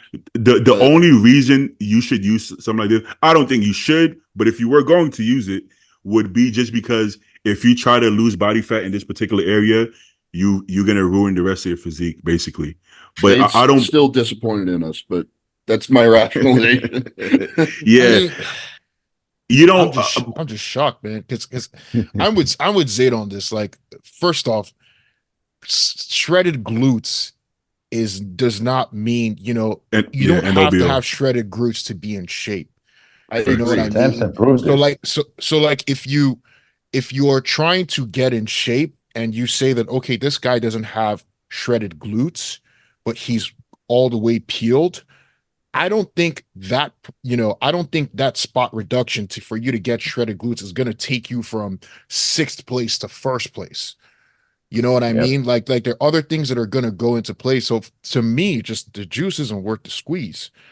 And, when it comes to stuff like this, like obviously we're saying this. Yeah, we're saying this for to kind of give everyone a little bit of perspective because we're all honest here. But like, yeah, it's kind of like I don't think these products are worth it, to be honest with you, because if you're in the runnings for 1st place, if you're doing all this to win a show and you're in the runnings for 1st place, shredded glutes is not going to sway you from first to fifth. You know what I mean?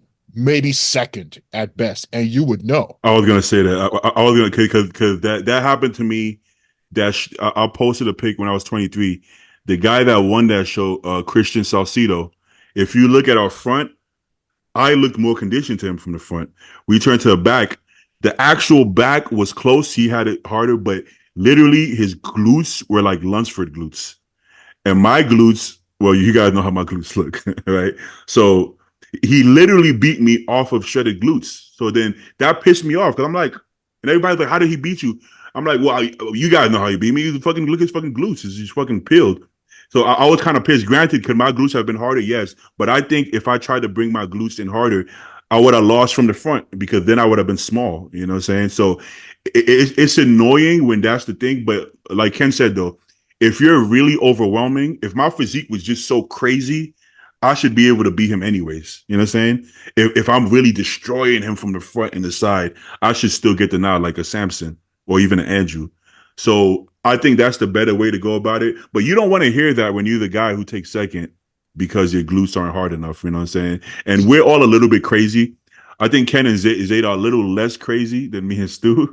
No, Zayd's had his bro. moments. Oh, you're right. No, Zayd has moments. You're right. No, You're right. No, let me tell you I something. can't. The floor beef. Yeah, you're right. You're right. Have you heard about vasoburn? Dude, I was just gonna say that. Hey, let me I'm not tell you bullshit. something. Let me tell you, I used to, for the USAs, I used to rub vasoburn on my glutes, lower back, hamstrings, and abdominals. And I would do 2 hours of cardio on the stairs, level 6, no holding on. If you do this shit, no holding on, I would never fucking hold on to the machine. If you do this, you will get sliced 100%. Yeah, you. you nailed it, bro. You nailed it. That's You exactly can't hold it. on. That's exactly it. You don't hold There on. is You no do the need for vasoburn. DFP. Yeah. No need for any of those fucking drugs. Plus, bro, like these are your kidneys. We're not fucking like talking about anything that is replaceable. You know what I mean? No, for sure. And also, that is actually more the thing, one organ that is replaceable. So I'm going to Kidneys? disagree with you on that. Oh, you mean technically? if you damage your kidneys, they're gone. I'm fucking kidding, dude. If you haven't Yeah. known it, With enough stem cells, I anything is possible. just think because like obviously like everything we're talking about, with the exception of maybe Stu and Robin at this point, all these placings we're talking about at this point, there is no money involved. To go to that extent just to get shredded glutes, in my opinion, it's a little extreme. Now, Beatty, if you're going for the Arnold and you're top 3 and your glutes are not in, fuck it, do whatever you want, man. If that's gonna get you to win, you know, go ahead. You could probably sell me on this shit when I was 21, 25, you know, but now like just exactly like where's the money going? It's just going to useless shit at that point, you know, just another gimmick to try to get in shape. I could just work harder, you know. And I would even say that to coaches that want to use more whatever the fuck. Like, you want to use more T3? No, I'll just do more cardio. I prefer to do that, to be honest, because it's like, you know. And I know Biden's telling this story as an experience. He's not saying this is. I know he's telling you as an experience. But don't do FTDP. Don't do this. It's like to me, when there's a product that sells you on something to replace just doing the work that it takes, you want to avoid that. You want to avoid it. Just the basics. Just do the basics. The basics, man. So one more thing, guys. One more thing. Yeah. I gotta say, Boston, I used to be friends with Boston before he died. The guy's goal was to earn a pro card so he can reject it. So don't take advice from someone like this, bro. You always need to like take advice from someone that does better, you know? Well, the guy was like, he had an issue with the NPC for sure. And he had to do like all these crazy things. So he would try to turn pro just to reject the card. Like, what kind of person I would take advice from that? I wouldn't take advice from that guy. You know what I mean? Even though I like him as a friend and everything, but he had such bad influence on a lot of people, on me personally.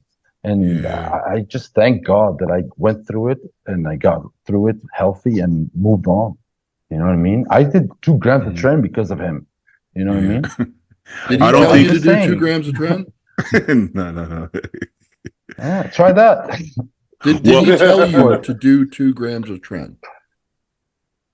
No, but I was so inspired. like it wasn't because of him. Like, yeah, okay, inspired is a little different. Like, I just want to like. He used to do more than this, bro. Yeah, Boston grams did dumb shit with himself, but he was always very clear. Boom, yeah, like, he never do not wanted do to. what I do. Like For he sure, never did any of this shit with his clients. He was No, he I didn't. understand that. I understand that. But when you put that shit on the internet, what the fuck do you think Yeah, people are gonna do? I've been influenced by it as well. Fucking Me too, Tony yeah, me too. Huge and like He's like a modern day Dan Duchesne. You know what I mean? He is, man. Well, okay. Well, also, it's perfect that you bring up Dan Duchesne, right? Because Dan Duchesne didn't compete, right?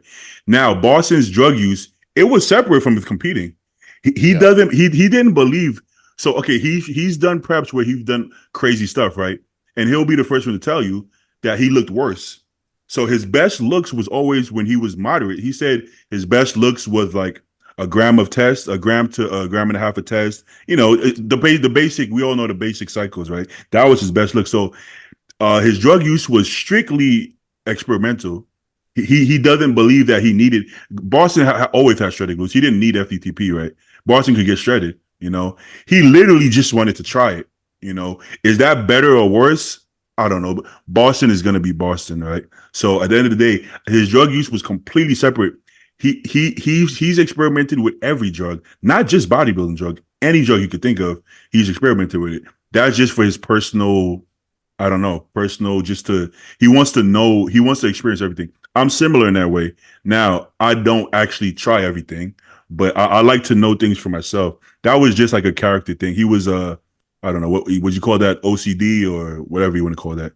But he just curious. He just had to try everything for himself. Now he'll be the first one to tell you that, like with the FTTP, he told me, do not do this, do this, right? So he was always adamant, like never do what I do because this is not what's best. This is only literally just to try stuff out. But the question is, why recommend it in the first place? You know what? Like I think he did. He just certainly did. Point. Well, he didn't recommend it after he got into kidney failure. He told me that afterwards. He told Eddie to use a fifth of what he was doing, right? Yeah. So it gets confusing for people because people will see what someone does and then they'll listen to what they say to do, and then there's like a disconnect. It's like, well, that guy, he chooses to do way more, so why is he telling me to do less? And and people who may not understand, they may feel like they should be doing more just because other people are doing that. So there's an influence for sure. And then there's also, you have to make that choice. And it gets a little bit confusing, for the younger guys, because they don't know what they're supposed to do. Like, I had no fucking idea. I bought all this fucking synthol stuff, dude. I was, you know what I mean? I was all on the 3cc train because I thought that it would somehow give me an advantage. I did too. You know? Exactly. So, you know, it's like we all got influenced. It's almost like it's not Tony Huge. Well, Tony Huge maybe kind of his fault a little bit because he was kind of promoting it also. It was everybody. You know, I'm watching these videos of Marcus Rule. You know, you ever guys watch those fucking DVDs? See how much synthol was in his fucking arms, man? I was like, yes, I'm gonna do that shit. You know, I was ready, man. It was more so us than them. Like they're not obviously they're not purposely trying to influence us. But when you're young, dumb, and crazy, delusional, you're going to be influenced. Like the person can literally tell you, do not do this. This is just what I did. This is the best thing. You're not gonna do the best thing. You're gonna literally copy what the fuck you did.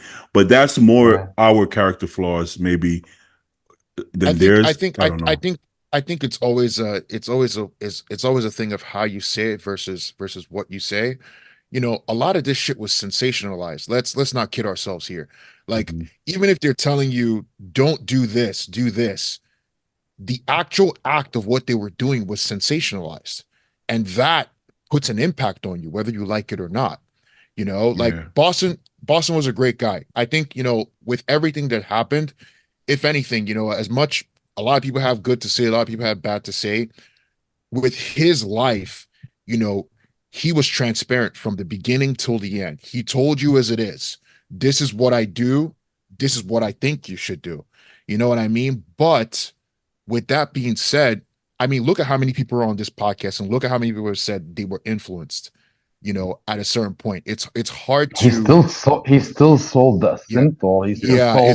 It's hard to deny the facts. You know what I mean? Yeah. It's hard to deny. He was a great guy. Like me personally, thank God I wasn't bodybuilding I was bodybuilding, but I wasn't in this space at that point, but it's like, you just never know, man. You just never know. It's like the things that you say and the things that you do, you don't know who it's actually impacting on the other side of things. So you have to do it with care, Somebody got to sell that synthol though, because motherfuckers be pinning that shit. Oh yeah, very good shit. Oh yeah, painless pump. There's a lot of crap out there. Painless pump sucks. Yeah. No, I've never even used it. No, I've seen painless pump have good results for people. Not myself, of course, not myself, but I've seen other guys, use painless pump. I don't know if they talk about it. I'm not gonna say any names, but just in general, I've seen people. One of my good friends put on 5 inches on his arms from painless pumps. Within I don't know a couple of years. You know what I'm saying? Did it stay? Yeah, it's still there. It's still there. Okay. I'll say his name off the air because I don't think he talks about that these days. But it stayed, and he doesn't do it anymore. I will say he got a little when the game started rolling, he got a little carried away for a while. Then it started looking obvious. And I'll be like, bro, you're going to head out your arm. Please refrain from the painless pumps. But he kept doing it until now he's not competing. So now it actually looks better to me now. But he kept all the gains. He doesn't even train that hard these days. So now that's one person.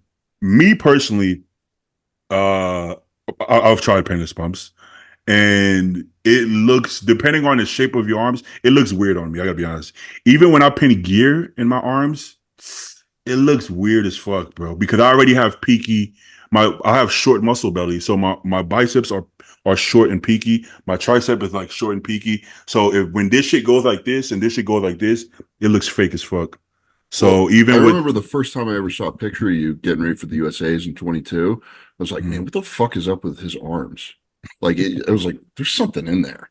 There probably actually was. You probably thought like a picture of me with like a fresh shot in my tricep or something. I don't know, man. But if I run out of space, the most I'll do now is maybe the long head, right? Because that's like, you won't tell. But if I fuck around and do this shit or bicep, everybody's gonna know there's something in there. It just looks bad. It just those old pictures we were looking at of you when you were competing against Vincenzo. Did you shot your arms at all at that point? Oh yeah. Okay, but not painless pump. At that point, it was gear. So like let's say like I don't know, whenever the volume of drugs go up, like 8 weeks out usually, right? That's when you add in the stuff.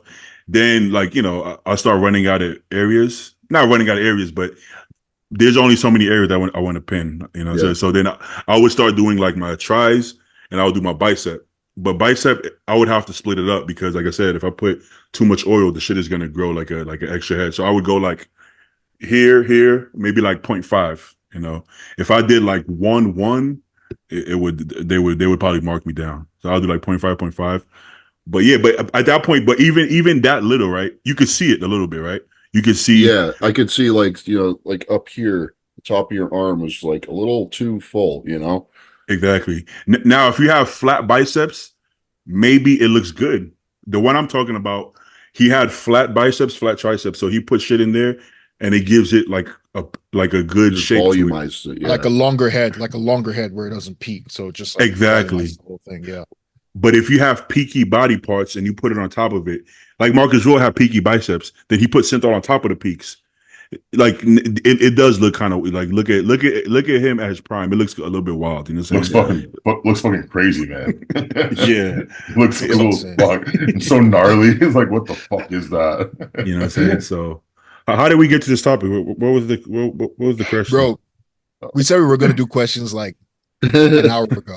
We try. You guys do bodybuilding and for the gear, right? Oh yeah, I don't know how we went that far, but we definitely went far. But I think that was good information. Okay, so let's make it clear. Me and Stu, right? Don't do FTTP. Don't do DNP. Now you're him buying. Don't do that Canadian shit. Don't do that Canadian shit. But the American yohimbine, I claim yohimbine. There's Helios, Helios, which is the injectable shit, and then there's yohimbine and clenbuterol, which are like totally normal. Totally normal. They're normal. Yeah, everyone uses. Now Helios, I'm not gonna say don't do Helios, but be careful. You know what I'm saying? Be careful because you get a little jittery. I've known people who said they have like they get nauseous and all type of shit. They throw up. Understand when you inject it, the dose is gonna go down.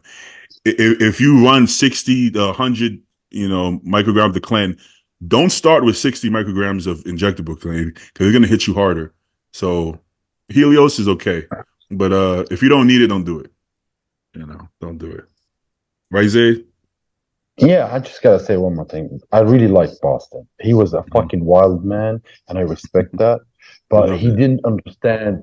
He didn't understand that his word. He had so much impact behind it on younger kids, on his friends, and he was such a cool guy that he makes it so cool to do that. For some reason. When we go off, he was fucking wrong, bro. When we go off air, I'm going to tell you something about Boston that might change your perspective a little slightly. That you might not know. That's fine. I'm okay with being wrong. I'm just saying. No, I'm not saying you're wrong. No, it's just your opinion. I'm just saying that. I'll tell you off air. But Team 3CC relied though.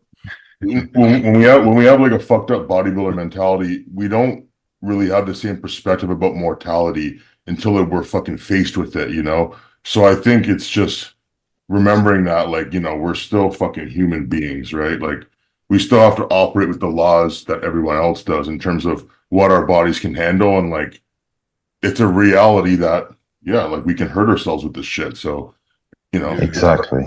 All fun and games, fucking loses an eye, right? This sport attracts very risky people to begin with before they even start.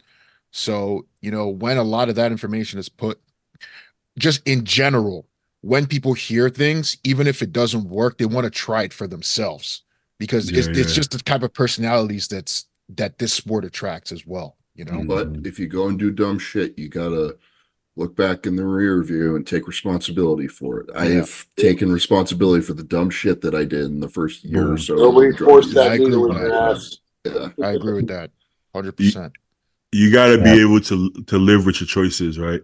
Don't play the victim, later on. Live, you make your bed, you're gonna sleep in it. Like, none of us are under the illusion that we're not doing something extreme. Even if you're on low doses and all this shit, none of us are like, unaware that we're doing things to our body that is unnatural and could have consequences. Might not have much, might have a lot. That's not we just because we can be completely healthy right now doesn't mean it won't have effects. You know what I'm saying? Unless you're Nigerian. I'll say one more thing.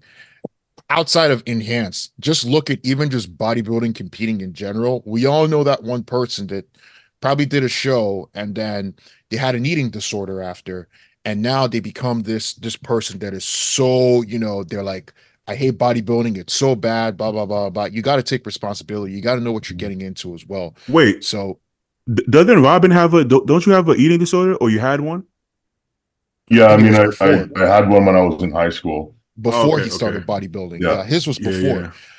Some people, they get it after because obviously, like, we all know how hard this can be, and you have to be psychologically aware as well, when you're going through a prep.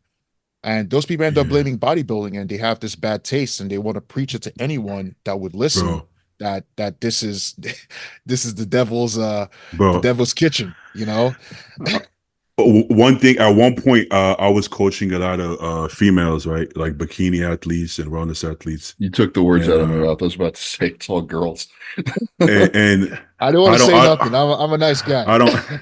I don't like to sexualize things, and I know we have some female viewers, like 3 of them. But we do have female. All viewers matter. There's probably more than you think. Well, no, surprisingly, we've noticed that we're like, we're not gonna get too deep into it, but we're like, oh, girls do watch the show. Stu got some fans. Apparently. Hey, bro, I told my girl how we rate, like we talked about our spectrum or whatever. I was like, that's the one episode she decides to watch. So I was like, I will be nervous as hell if like I was dating somebody or with somebody and they watch the podcast. I'd be like, which episode are you gonna check out? That's what I said. The first thing I said was, what episode did you watch? Oh, the one with Nick. I was like, okay. It just feels a little uncomfortable. No, but yeah, working with the girls, I think, how do I say this nicely? There needs to be more accountability. Let's just say that, right? It'll be like, okay, I want to compete. Okay, cool. Let's compete. Hey, I know these girls take stuff and do this, and what do you think about that? Hey, that's your own choice. If that's something you want to do, I can help you. No problem. Oh, cool. That's something I want to do. Okay, let's go about this the best way. Boom, boom, boom. I think I want to do this. I think I want to do more of this. I don't think we need to do all of that. Let's keep. No, I'm making the choice. I want to do this. I want to take it there. You do it. 2 months later, it's like, oh, I feel like this is messing up my metabolism. No, you binging and eating like shit is fucking up your metabolism. Let's stick with the program and everything will be fine. It's like there's no accountability on I'm choosing to do this. Now I have to deal with everything, not just me being sexy and lean on stage. You also have to deal with controlling your appetite on a rebound, staying lean and running the course, not fucking off season and partying and vacationing, do whatever you want and expect to look like a Laura Lee Chapados all year long. You know what I'm saying? So it's like there has to be accountability. If you make the choice to go to the dark side and do all these things, you know what I'm saying, it's gonna come with consequences. So do your own research as well. Don't just leave it to the coach as well. Do your own research, know what you're doing, listen. You can't only use your brain 4 weeks out. Like I have this goal and anything outside of this 4 weeks doesn't matter. Everything matters all the time. Your whole life matters. You know what I'm saying? So I felt like there wasn't a lot of accountability. It seemed to be like, I want this, and as soon as I'm done, I want everything to just go back how it was before, perfect, normal. And it's like it's a process. You have to rebound, you have to get everything under control before you can go normal. You know what I'm saying? So that's generally speaking, it's just harder for women. Their cravings are going to be worse. They're going to put on fat easier. If they were using Clen or T3 and they drop that shit after a show, which you should not do, cold turkey, like you're gonna get fat quick. And then their self-worth is very dependent on their body image, more so than men. So it's just like a whirlwind of shit that hits them. But you need to know that going in. A lot of them don't. Yeah, so you got to preface this, but like, no, it doesn't. Some things don't hit until you go through it. Because I can tell you, hey, listen, continue sending check-ins every week, even if you can every 3 days. Continue to follow the plan, okay? If you do not, things can go south real fast. Okay. But then 4 weeks pass by and it's like, hey, I gained all this weight. It's like my body, like, what did I just fucking tell you? You know what I'm saying? So it's like, if I tell you stay on a little bit of T3, don't go off course, and then you completely ignore me, you go to Mexico, you go to Bali, you don't bring T3, you don't have anything, these are things I already warned you. So if you choose to not do it, you're going to have to take accountability. This is not a game. This is not Skittles. This is not multivitamins. This is serious. So until you understand how serious this is, don't even get involved. So nowadays, I got to like evaluate you to make sure that you know what you're doing before I even allow you to do this thing. Because I used to feel like it's your responsibility. Now I'm like, because people are going to start putting my name through the ringer. Like, yeah, Beatty did this. I didn't do shit. You fucking did this shit. You know what I'm saying? I did my part. You didn't do your part. But when you're coaching, you have to understand that sometimes it's not going to be fair. But sometimes you have to just take that, check up on them, hit them up after a couple of days. Hey, where's the fucking check-ins? I know you're eating McDonald's. Stop it. So unfortunately, sometimes the coaches get the bad part of that when it's people just fucking off. You know what I'm saying? I think women, they have a little bit of a harder time because the difference is that like the social dynamic is a little different. When a man is coming out of a rebound phase and he's putting on weight, he's like, "Hey man, like you're looking huge, you're looking full." Yeah. It's a different look. But women, I mean, they're gonna put on the same amount of weight, and it's not gonna feel the same in that social dynamic. You know what I mean? Yeah, So yeah, I think that's where it is, just the social pressure. Because again, it's like, a woman's body, like as long as they feel comfortable in it, just like us, like we know we get to a certain body fat percentage, we don't feel good, mentally and physically. It's the same thing with them. It's just there's a different social pressure involved too, I think. I agree. Yeah, it's gonna be different. Yeah, they're not gonna get the compliments on their rebound. Right? So, yeah, if they gain 20 pounds in the rebound, they're not gonna get much compliments like the guys would get. So it's definitely harder. But I would say make sure you know what you're getting into before you get into it. Spend years. Don't just because sometimes people literally just see a video. Wow, that girl looks cool. I think it's cool. I want to be cool as well. So let me do this. Don't do this sport to be cool. If you're gonna do this sport, it has to be really something you really fuck with. It has to be a passion. It can't just be. Yeah, don't just let it be. Guys do that too. This is not just towards female. Guys do that too. Oh wow, look at this Bumstead guy. That's so cool. I think I could do that. Let's do it. I want to take some gear. Like what? Where's? Relax. Well, things change. I mean, what's cool now with the female, with female PED use is using like low dose testosterone, which that wasn't really a thing maybe like 5 or 10 years ago. Now that's a thing. So they're kind of popularized by TRT clinics and like these wellness clinics, I think. And there is like legit medical application for that if you have low testosterone as a female. But it's like when you start inching up the dosages to like 10, 20, 30 milligrams a week, that's not replacement anymore. Like that's more than you're rolling to die, man, because 100%. Dude, all it takes is just going a little bit over that threshold and irreversible. You know what I mean? And you need to actually need it. Like you need to have diagnosed low testosterone as a female to like merit that. And that's like new school. I'm kind of more old school. When I first heard about that, I freaked out. I'm like, what the fuck are we doing? Girls are on tests now. And then I actually talked to a couple of girls. One in particular used to be a wellness competitor, and now she's like a health wellness coach, something like that. One of those stuff. And I talked to her about, I was like, how did you feel on TRT? And she's like, I felt great. It felt way better than VAR and all of this. I felt so good. I'm more feminine. And I'm like, that's not what I expected to hear. You know what I'm saying? But I guess at the right dose, like Stu said, maybe if you need it, I don't know. This is not I'm not good at prescribing tests to women. It's such a slippery, it's a slippery slope. You know what I mean? If you go over, TRT dose, okay, cool. You feel even better, right? But for a woman, it's completely different. Like you go just a little bit over, you don't know what can happen. So I don't feel comfortable as a coach putting a girl on TRT. Now, if you're a specialist and not one of these drug dealers that like work for like me and Larry back in the day, the LWP farm, like not LWP farm, you know what I'm saying? But like if it's like a legit clinic where you have actual doctors, I think that's the only time I would like be comfortable with a female client of mine on TRT. You know what I'm saying? Guys, go at it. Fuck it. Take whatever the fuck you want. But women is gonna be a bit more sensitive, I take that really seriously because women, there's so much that goes with it. They want to have kids in the future, and like I said, in the moment, 4 weeks out, I don't care if my voice gets deeper. I don't care if I never have babies again. Let's fucking win the show. But 4 weeks after the show, it's like, you know what? Actually, I'm not comfortable with the voice. I want to have kids, and it's like, wow, that's something you got to think of. Kind of I had to gotta think about that ahead of time, you know what I'm saying? So that's tough. All right, let's actually do a question. We're probably gonna have time for like 2 questions. How she goes.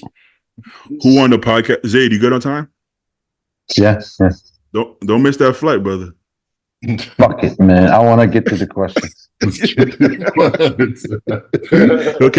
catch the next flight. Who on the podcast has sleep apnea from bodybuilding, or I guess not from bodybuilding, just has sleep apnea? And do you use a CPAP machine? Yeah, everybody. We all have sleep No, I apnea, don't but we use all it. don't, we all don't We all use don't it. But use we all need it. We all I'm not don't that big yet. Maybe Zay doesn't. Yeah, Oh, he's a little but guy. do you snore? No, Oh, really? Well, not yet. but No Zayd is snoring, bigger no on sleep stage. apnea. Zayd is bigger on No. stage than he is off season. And the person asking this question, it's Angel asking the question. Zayd knows Angel. He was actually Yeah. bigger on stage because he was snoring worse in prep because he started like at 200 and competed at like 190. So he literally grew the whole time. So his apnea got worse, which is something I've never seen, but it's possible. You don't get any apnea, Zayd? No, thank God, no. Yeah, I bet you. No I sleeping bet issues. you if you started using a CPAP, you probably put on like 20 pounds of muscle in like a year. For From sure. doing that. Some people, Konevsky, bro. One time for the cow, Konevsky did the cow one time, and I was staying in the same hotel as him, bro. Motherfucker sounded like he had throat cancer, bro. He was, I'm like, are you sleeping? Can you sleep?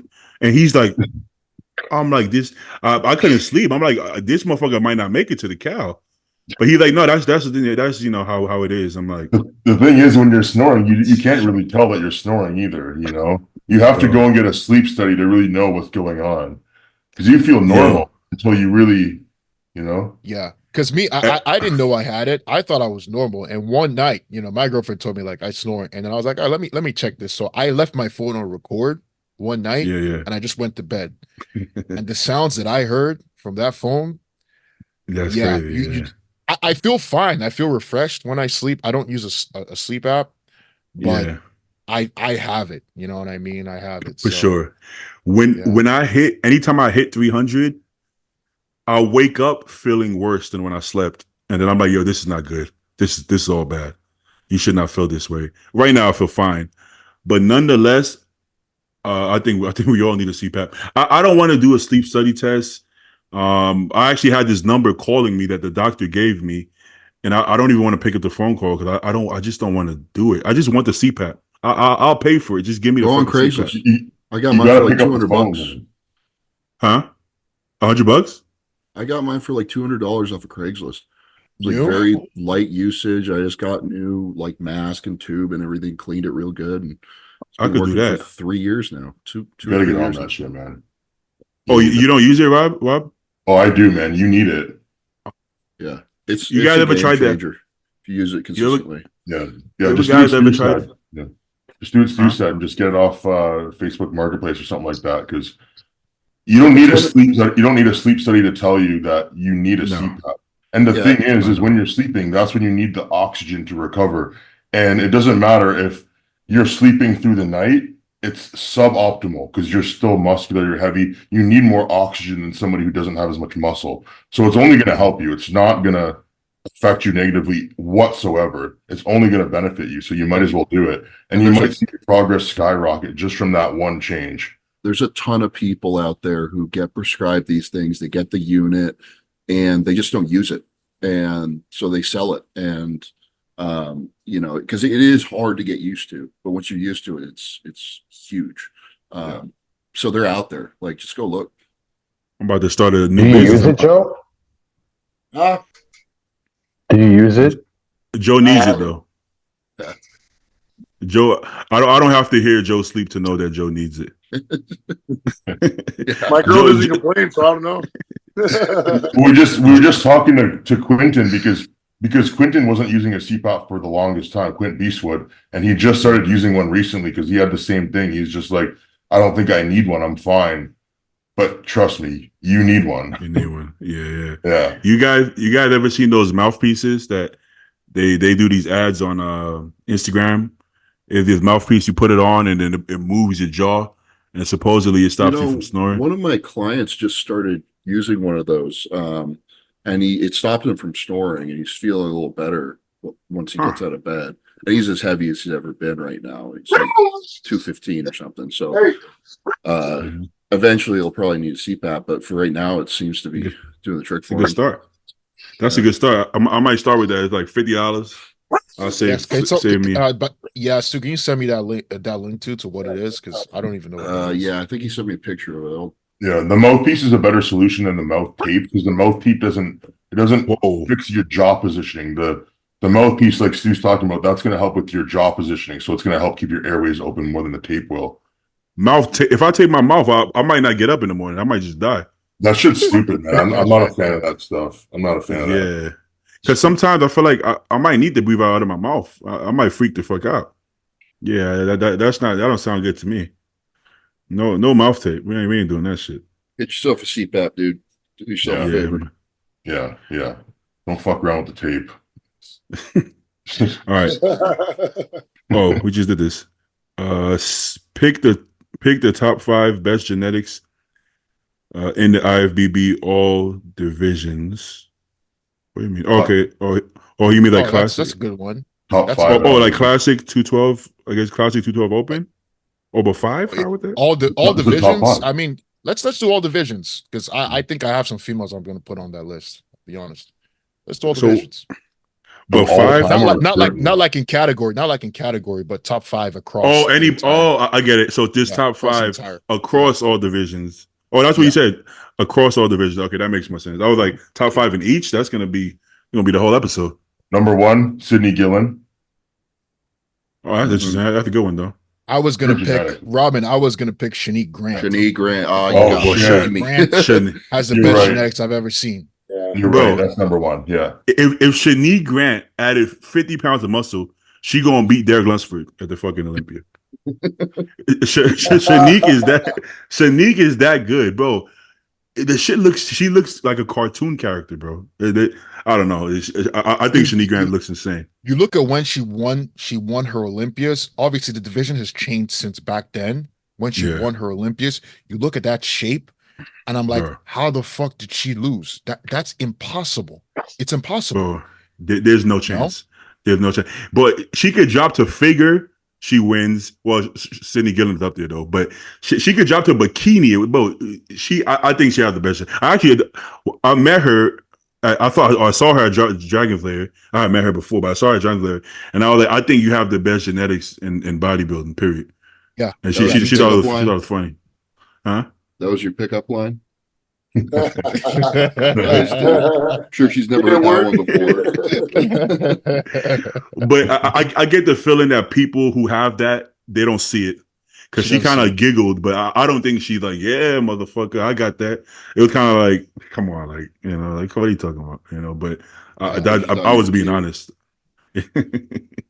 I was being honest. Whoa, what made you say that, Zay? Because I met her in person, man. She's fucking nuts, in terms of like her physique. Yeah. I guess I never really took a close look. I never took a close look at Iris Kyle's physique. Yeah, she's like Ronnie Coleman, but a woman. And I can see that. But see, when I think genetics, I think a lot about structure and shape. I think more than mass. She had that too. Oh, she did? Yeah, okay, and all the muscle too. Okay. And conditioning. Yeah. Because muscle and condition actually can be genetic to a point. Because let's be real, like those, a lot of people can't get as big and as hard as Dorian or Hadi. Some people just can't do it no matter how hard they work. But when we say genetics, for whatever reason, my brain usually goes to like shape, symmetry, structure, for whatever, you know what I'm saying? That's usually what I think. Even though that's not the only genetics, there's other genetics as well. So let's go, Joe. What was the question? Top 5. Oh, I guess we've been doing one, but top 5 genetics in the IFBB. I guess current. On any class? It could be any class, anytime, any space. I think Keon has the best 212 genetics you're going to see. But just in general, don't limit it. But Keon, I do think Keon. No, like all time, I don't see anybody. I think Keon is up there. I can see that. Keon only just recently really started pushing himself hard, like in the last couple of years. Because, he used to be at Destination Dallas, and I spoke to some people down there, and he's kind of like, he doesn't know a whole lot about what he's doing, and he didn't used to train that hard.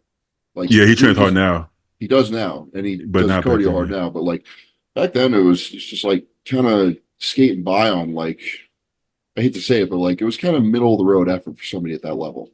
And you know, I think Patrick has whipped him into shape, and it obviously works. You know, he seems like he has a lot more belief in himself right now, and it looks like his girl don't play. She don't fuck around. Like she's not gonna let him slack. You know, I've seen him in there with her at the Dragon's Lair, and she don't mess around. She's like a drill sergeant type. You know, like he's not gonna not train hard with her in that gym. You know, I'm pretty sure she's a trainer as well, but she's pushing him hard. You know what I'm saying? Which is he needed a good support system. I felt like Keon's was a mental thing. You know what I mean? Yeah. And Patrick is a coach, and his girlfriend, like it was just the perfect marriage of those two from two perspectives, and look at what he is right now. Bro, you know?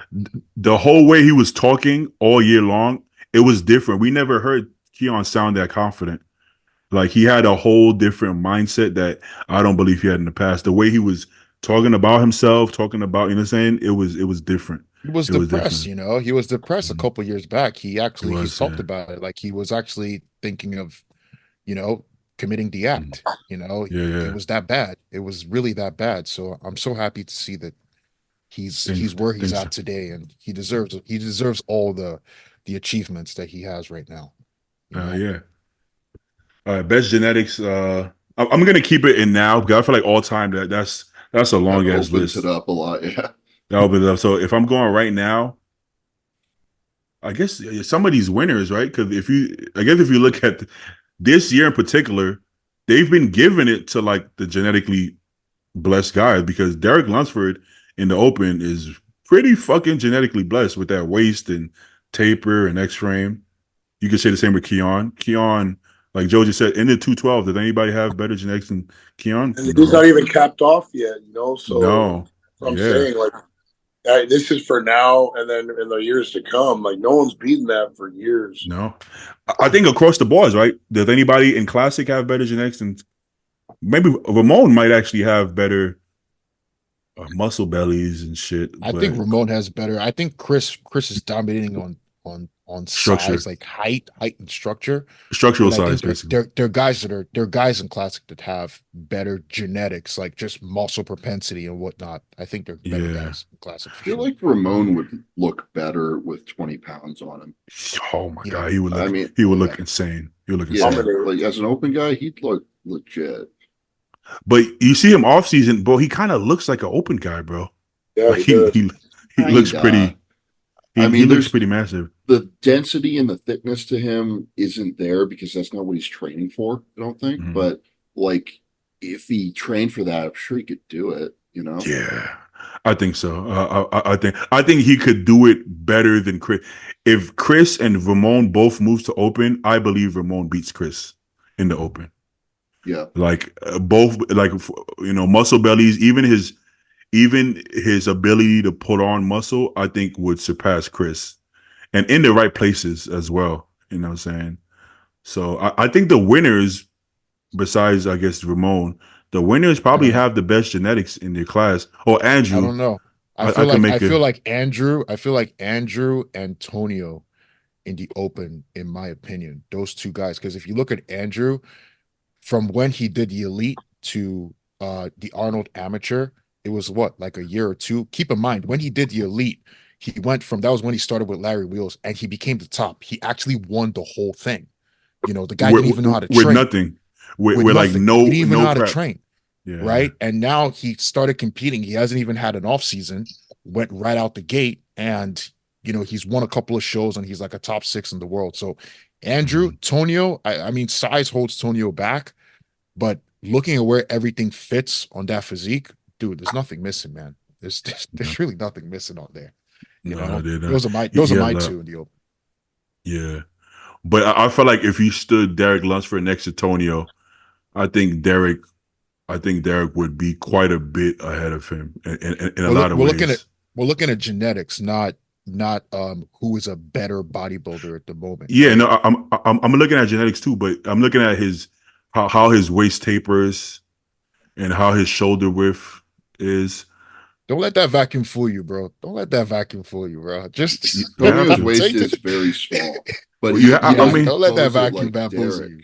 You have to though, because Keon pulled that same vacuum in it, but it's how you look too. It's posing is you're supposed to use it to your advantage. So I kind of have to now if you're gonna say if he flexed it like Tonio, no, he doesn't look like Tonio. But I just think just looking at both of them standing there. When I think of genetics, I'm just looking at you standing. I'm not even looking at you in a pose. Just standing there. What do you look like? And that's half of what Tonio puts on his Instagram. It's just him standing there. He's just standing there. The guy is just standing there. Yeah. standing there. Andrew and Tonio. Yeah, that makes sense. Yeah. If we're talking about standing there, like not doing nothing, I think Tonio and Andrew, did they look pretty fucking crazy. Throw Samson in there too, because he looks pretty crazy just standing there. Yeah. I feel like Samson is good. Everything is there, but it's taken the Milos treatment to get him to that point. You know what I mean? Like compared to those other two, I kind of feel like those guys are still finding their rhythm, and they're already that good. I don't think they even scratched. They don't even scratch the surface. Like you said, this guy won the entire. Imagine winning the entire elite, and he wasn't. But that Larry training, that wasn't bodybuilding. You've seen those videos. That's not bodybuilding. Yeah. That's Larry training. Like Larry bodybuilds more now, but even that's not bodybuilding. And let's not forget he's one of the only guys that has trained with Larry that actually hasn't gotten injured. Let's not forget that too. That's a genetic. That's a genetic thing. Yeah. And on top of that, basically, in everything besides what benching, squatting, and deadlifting, he outlifted him. Basically, everything else. Listen, that's saying a lot. Being that we're talking about Larry here, right? And Andrew doesn't even train heavy. He trains how he, what I'm saying? He just trains to bodybuild. He's not trying to make records. But if you put it on the bar or you put it on the stack, he can lift it. If he wanted to, he could be just as strong as anybody. He just doesn't care for that, which is smart because he hasn't been injured. You remember his squatting videos when he would go like ass to grass, like his ass would touch the floor with like 6 plates, like nothing, like not like, right? Like I'm talking about all the way down to like too low. I don't think you should even go that low, but it was impressive. Did everybody go? Who had really good genetics was Justin Compton. Oh shit! Yeah. Oh yeah! The muscle bellies, the waist, the sweep, the quad sweep. He almost looked fake. Like if he was like Vito and was posting pictures at the beach, I would be like Photoshop. Bro, even now he doesn't even like eat that much, and he doesn't train, or he wasn't training hard. Yeah. He was at Fit Nation, right? And I'm expecting him to look like a retired bodybuilder with good genetics. And I'm walking from the back, and I'm thinking this is Joe. And I walk up in his Compton. I'm like, motherfucker, why the fuck you so big, bro? Why are you so big? Like it didn't even make sense. But it's like he's probably not big on the scale, but his belly's right. That's the difference. It's like Tonio. On the scale, Tonio is not big technically. But you be full looking at them fucking shoulders and arms and chest. He was only like 225 when you saw him. But granted, he's also 5'8", right? Yeah, something like that. To be that lean and round at 225, that's actually he's probably bigger than Tonio then, or like on the scale, Yeah. So it's like that's insane, bro. That's a retired TRT physique that with injuries that is training at like 50%. That's crazy. That's crazy. I think, man, some of Compton's look, like I compare it now, I'm like, bro, a lot of people are not beating that look, bro. I'm sorry. They're just not. A couple of years, like I love Brandon Curry's physique, but that 2019 Olympia look, I'm looking at Compton. I'm like, imagine Compton continued to improve from where he was at 2016. I got overlooked when he was competing. I think so, bro. And nowadays, how they're judging shows, I think he mop a lot of people. I think that's what pissed him off so much too, was that the fact that he was that good and not getting rewarded. He was just like, what the fuck? Like a Kevin LeBron. No, I think we talked about that on the after podcast a little bit. Yeah. We got no, but listen. I love Branch. You know, Branch is a hard worker. He's hard as nails. But at that Arnold, man, I got to be honest, man. yeah. I love you, Branch, but I had Compton over Branch. There are a lot of guys that get pissed. There are a lot of guys that got pissed off of Brad. You ever see Overkill where Kai Green is describing why he lost to Branch? He said, "Why is Branch still standing there?" And they're calling my name, and Branch is still standing there. He was like, "I'm sorry about Phil. I know, you know, stomach hurt, whatever. I don't know, but why the fuck is Branch still standing there?" But Branch beat Dexter. Branch beat Kai. Bro, Branch beat Phil that year, bro.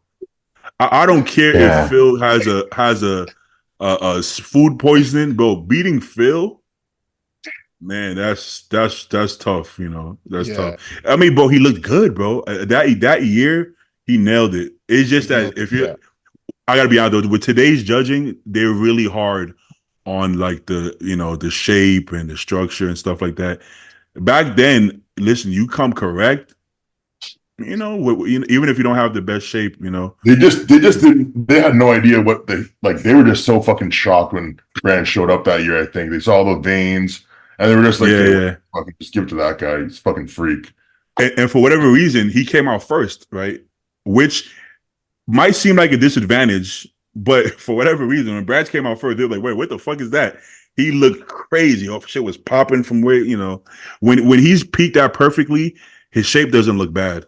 His shape doesn't look bad when he's peaked that perfectly, you know, and that'll give you some. Did everybody go? I'll just say Derek Lunsford in the open right now. I think he's gonna keep his crown for a while because he's still not even 30, right? Or is he just turned 30? I think he just turned 30. Yeah, I mean, he had 29. Huh? 29. But he just had his birthday recently, I believe. I think he had a birthday. I'm pretty sure he turned 30. 29. 29 or 30? Hey, Zay, he turned 30, but we saw the birthday. I mean, even just the fact that he's the first Mr. Olympia in 2 divisions too, so that tells you something as well. Yeah. He's also the first Mr. Olympia to have never done an open show in his life. Think about that.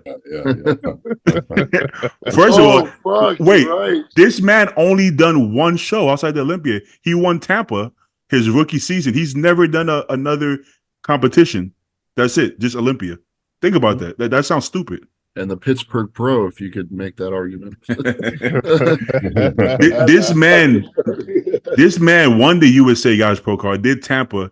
He ain't never, fucking went down to compete with these peasants again. It's just Olympia from now on. That's Florida, crazy. Vegas, Florida. That's crazy. The man didn't win an open show.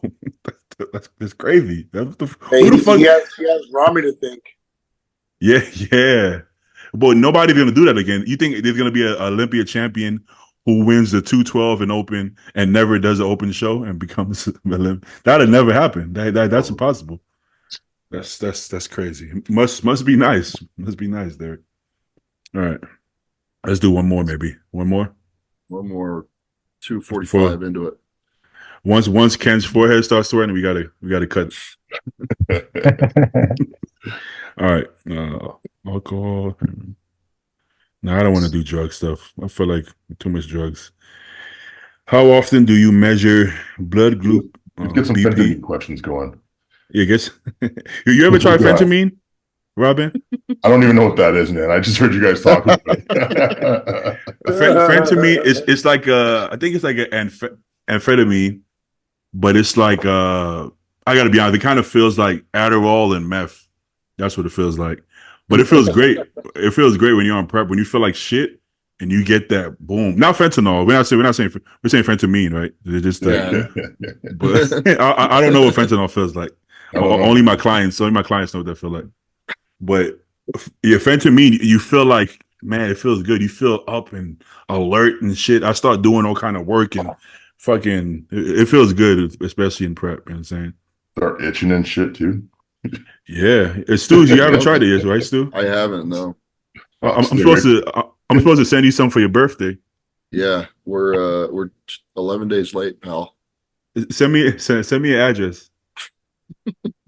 Hopefully, it doesn't get leaked in the text on the podcast. All right. Last question. How often do you check BP, which is blood pressure, BGL, which is blood glucose, daily, weekly?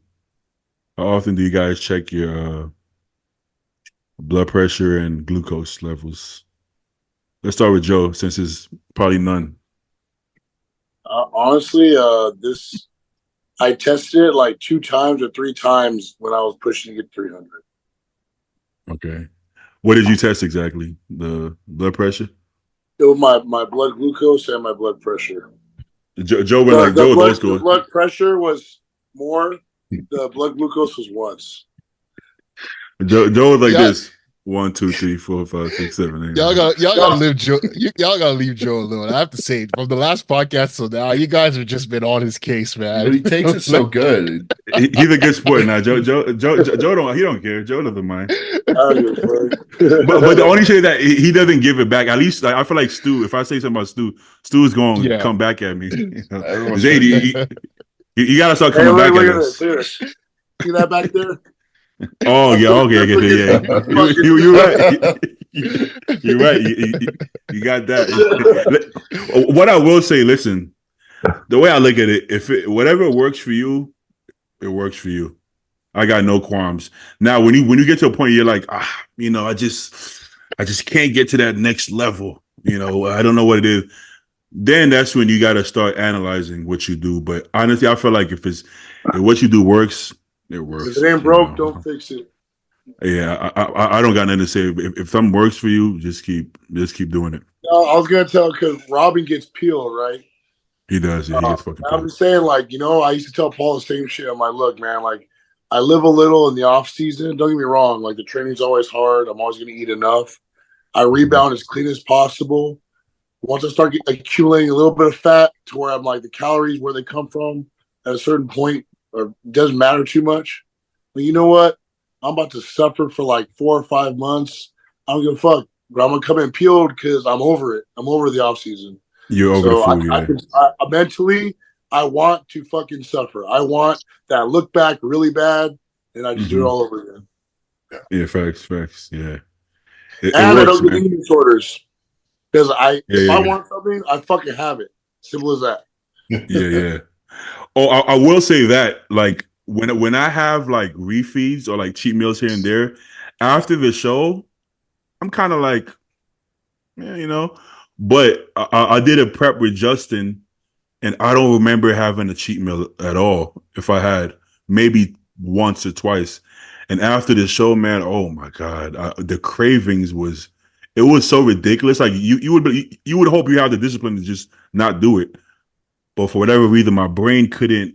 It just wasn't. I don't know. I couldn't control myself, which is hard to believe. I'm like, how can I not control myself if I've been eating clean for years. How can I? But it just wasn't. Something was off. I didn't feel like myself. I just could not stop eating junk food, bro. And that wasn't good. So there's some. And that off season, I went cleaner than usual. I was eating so much food, but also I didn't want to cheat, but I didn't cheat. So it was probably 30 weeks of maybe 2 cheat meals in 30 weeks. So that's kind of the week before every prep I've ever done, only done 3, but every week I eat like a fucking, or every final week leading up to prep, I eat like a jackass. I get stupid drunk. I'm gonna do whatever the fuck I want. I'm gonna get drunk as fuck, and then I go into prep, and I don't want to do anything other than prep. Diet starts tomorrow. That sounds fun. I stick to it. I usually do the opposite. I usually start to I clean it up more, just because I kind of feel like I'm gonna crave it more. I don't know. It's like a balance, right? If you don't have it at all, now when you have it, you lose your fucking mind, But so you almost have to have a little bit, just enough to get you ready to go. You know what I'm saying? Yeah, I pretty much eat like a normal person that last week. Yeah, a normal American. Whatever I want. All right. Let's go, Zayd. You check your blood pressure and glucose how often?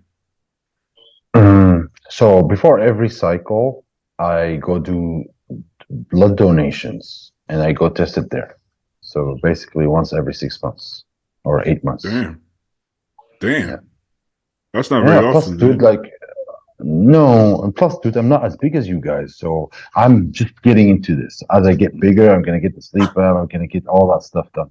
Yeah, Under good point. 220, under 220 or under 230, I don't feel it's a huge deal, And like I said, my dosages are pretty moderate, Mhm. But of course, as I get bigger, this is something I would have to do more often. That's a good point. I don't actually check my blood pressure until I start getting heavy.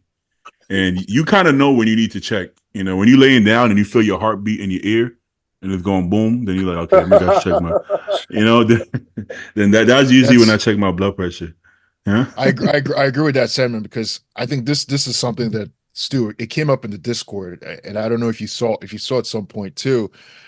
You want to make this stuff as easy and brainless as possible. Listen, if you're 180 pounds and you're just a regular guy, you train or whatnot, do you really need to check your blood glucose level or your blood pressure unless you're really feeling stuff?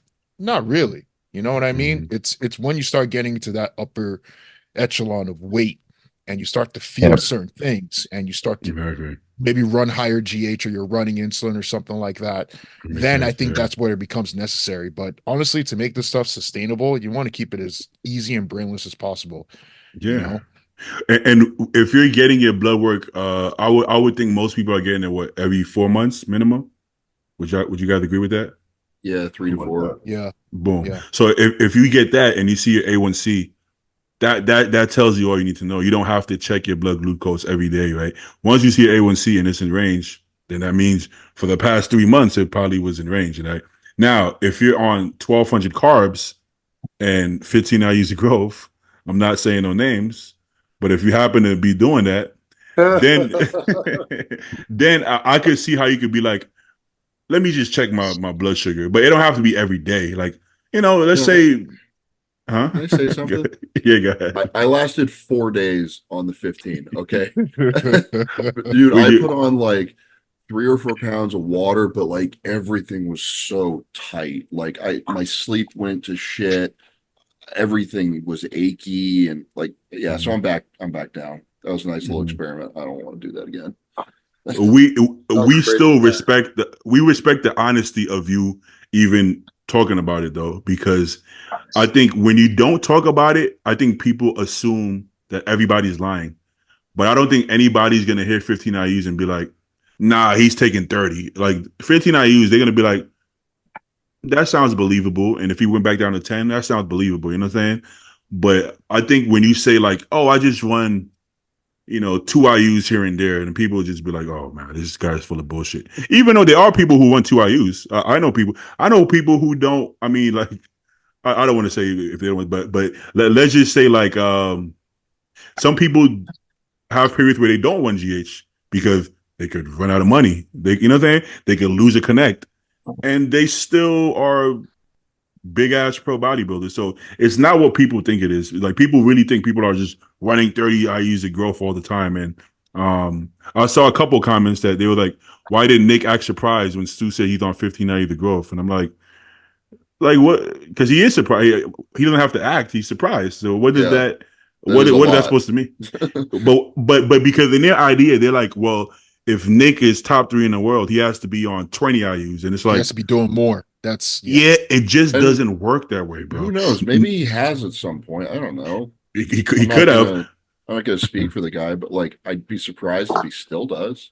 But we do what works for our bodies.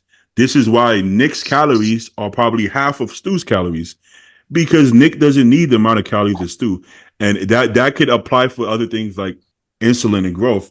Nick may not need as much growth as Stu needs. He might actually look worse. Right? Same with gear.